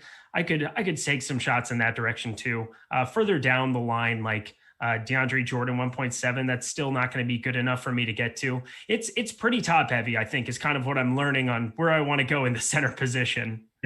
Yeah, it definitely looks like I was scanning down as you asked that question and didn't really come up with anybody. I don't know that I would go to anybody even below after doing the multiplication that we have below where we've got Valanciunas ranked. Just looking down that list, I mean, where's even the next center who pops up? Is it DeAndre Ayton, I think, is the next one down? Oh, no, but News Guy just let me know the big one, which is they have, hang on, who is it? They have Gobert listed in the starting lineup, not invisible. All right. I got you. There we go. Yeah, I was trying to, I didn't find a time to interrupt you there. So all set to go. Cool. Good to know. Going down the rest of these spots, I'm trying to figure out another spot to go to on the power forward, like just any of these power forwards that kind of have the dual eligibility. If maybe you put one of them at the center spot, if there's somebody like Sabonis that you could play there just to get like a different roster construction, just play 4 forwards in general. There is no salary cap over here. So you're able to play and click anybody that has any kind of an advantageous multiplier, somebody like James Harden, who has a massive projection and has that upside to go for 75, 80. Is there anybody that you might take a couple of shots on that are kind of power forward and center dual eligible other than just Cat? Oh, that was going to be my answer. I think he just becomes so interesting with being able to roster him at the power forward and just, mix and match that and flex it between him and Vooch and him and Gobert. That would probably be the lion's share of what I would be doing. But it might get interesting if you want to stop doing that, think about it in terms of a lot of people will probably go that route now that we know that option exists. So maybe stick to Cat. I don't know if you guys can hear my dog barking in the background, but he's going nuts. Maybe stick to Cat at the center spot and roster him alongside of a Porzingis, a Bam, or a Sabonis, who all have decent multipliers and are all ranked similarly on the board. I think that starts to get pretty interesting if you're doing that. Put Towns at the center spot and then just start rotating through those power forwards. If we think a lot of people are going to be going to that other option of Towns at the power forward and roster some of the big centers. So just thinking in terms of, zig where they zag is kind of how I would approach them. Going back over to the lobby. We have 6 minutes, 30 seconds. This is the final countdown. I wish we could play the music. I don't think we have the rights. I doubt we have the rights or the capacity in it. I'm sure Alex does. We could maybe talk to him about it. That'd be a fun order. Maybe just have like an anthology album that we can kind of have from like 70s, 80s hits and just kind of like cue them up whenever we need them. But $18. Go ahead. I like it. To get a few songs. I thought you were lobbying for like our big next quarter spending, maybe just to be on the final countdown song. Might have been a bit of a stretch, but yeah, if we can get like a solid CD's worth of 80s, yes, CD, 80s and 90s rock, I think we could go for that. I don't think I have that kind of pull yet. I'm just trying. I'm just a lowly guy, just trying to work his way up in the world. Making our way to the lobby. Yeah, $18. 1,179. So it's getting closer. It's getting closer to filling, but we still have a little ways to go there. People start jamming it in here a little bit. The $7 is not going to fill. 1,462, 2,500 entries. I'm going to get another one in here right now as we're talking.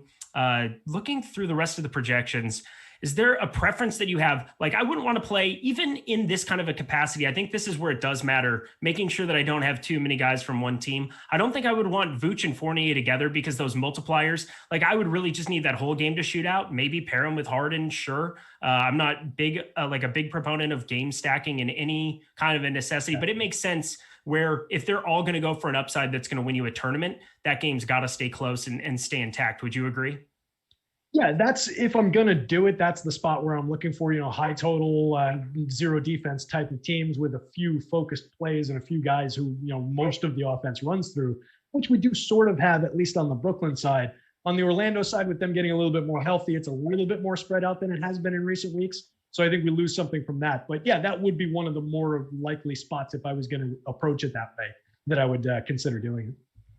Pistons starting lineup. I forgot to touch base on this. We've got Wright, Frank Jackson, Sadiq Bey, Jeremy Grant, and Plumlee. So I'm going to get into my DK here for a second and throw some of that in. Actually, you know what? I think I already have it. Yeah, I already have it. That's perfect. I can stay over here on SuperDraft. These are good things. Rudy Gobert, hip available. We can let him go. We can play him on SuperDraft. That is going to be something that I want to get to right now. Would you agree with that? I would. Yep, I think so. And I think, hopefully we pick up a little bit from people not going to him, just given the questionable news and all of that throughout the day.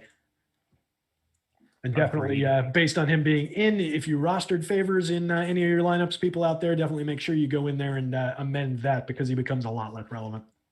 Yes, he does.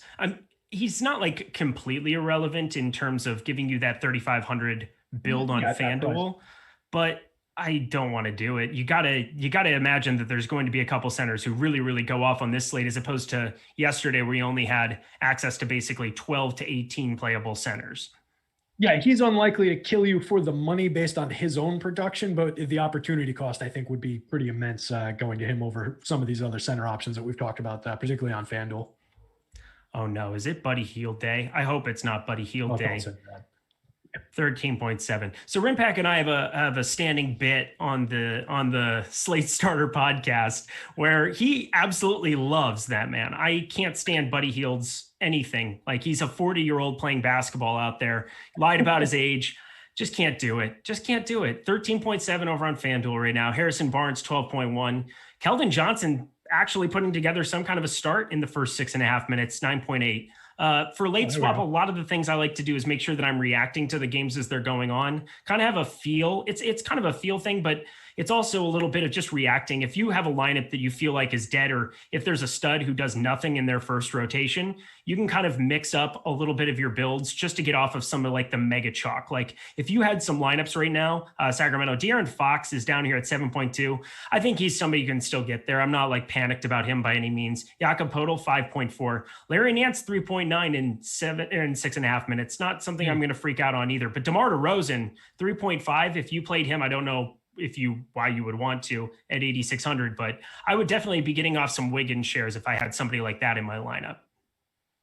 Yeah, I like it. And it's, it's super valuable. Start looking at it that way and to be taking advantage of the ability to late swap some of these lineups and just build yourself into a more advantageous position. So like you said, if you're on somebody where they're not hitting necessarily, but they're not going to totally knock you out of play where it's, going to be completely irrelevant, well, get away from what the public is going to be on in those other spots, because you're going to need to be different. If that other guy comes through and you're just riding along with the truck with everybody, well, you're just going to be on that same boat that gets lifted by his rising tide along with everybody else. Whereas if you jump to someone else, that other guy tanks or that other guy just puts up a median type game with all the chalk on it, you're on someone else who connects, or at least connects a little bit differently than that guy does, or is cheaper and allows you to spread money to different, multiple different positions.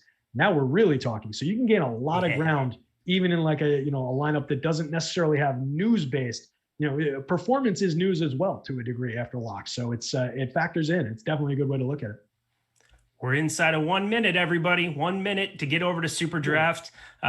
The $1 isn't even going to fill completely. So not going to overlay, but you're definitely going to have some entries that are remaining there as that gets in here in the next 40 seconds. So get over there, throw in a lineup or two. You still have time. You just have to click the names that are at the top of some of these projections. It's really not terribly hard. It's really, really a fun way to kind of mix up your exposure and your DFS, like to supplement some of the other things you're doing on the other sites. But they're really making a great push to be able to offer some of these contests. The overlay has just been fantastic as well. But yeah, overlay plus a deposit bonus. I mean, it's like they're paying you to play on their site tonight. Pretty nice. You can do. I love that ability to, when I love that ability too with them where, if you had a frustrating rostering day where it's like, these different combinations of guys on the other sites that I really, really want to get to together, and you come up 100 short in salary, like they're very good at building that to that point. Get to them on this site. You can put them all together. You can, roster whoever you want and really put things together the way that you want to. So I really like playing over here. Agreed. Well, we're at lock. We, 90 minutes kind of flew there. I was just kind of waiting, making sure I didn't have any remnants of the favors in any of my DraftKings lineups as well. But SuperDraft, thank you so much for your sponsorship. It's been fun to be able to talk that with you guys a little bit. Tomorrow, I guess tonight first, I should plug myself. That's probably a good idea. We're going to have the late slate swat and swap and sweat and swap and all of those good things. It's going to be me and Spags for the late slate sweat and swap. There it is. Matt Gajewski and Ben Ross are going tomorrow. They've got the fire, obviously, with college basketball right now. So they're going to be leading you up to lock every single day here for the first and second round of the NCAA tournament. That's now through Monday. So make sure you jump over to the Awesemo YouTube channel and check that out.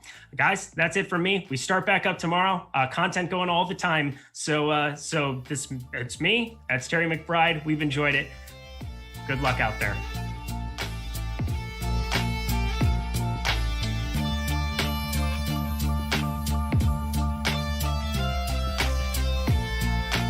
Jordan had the solid night at the Roxbury Head going there for a second.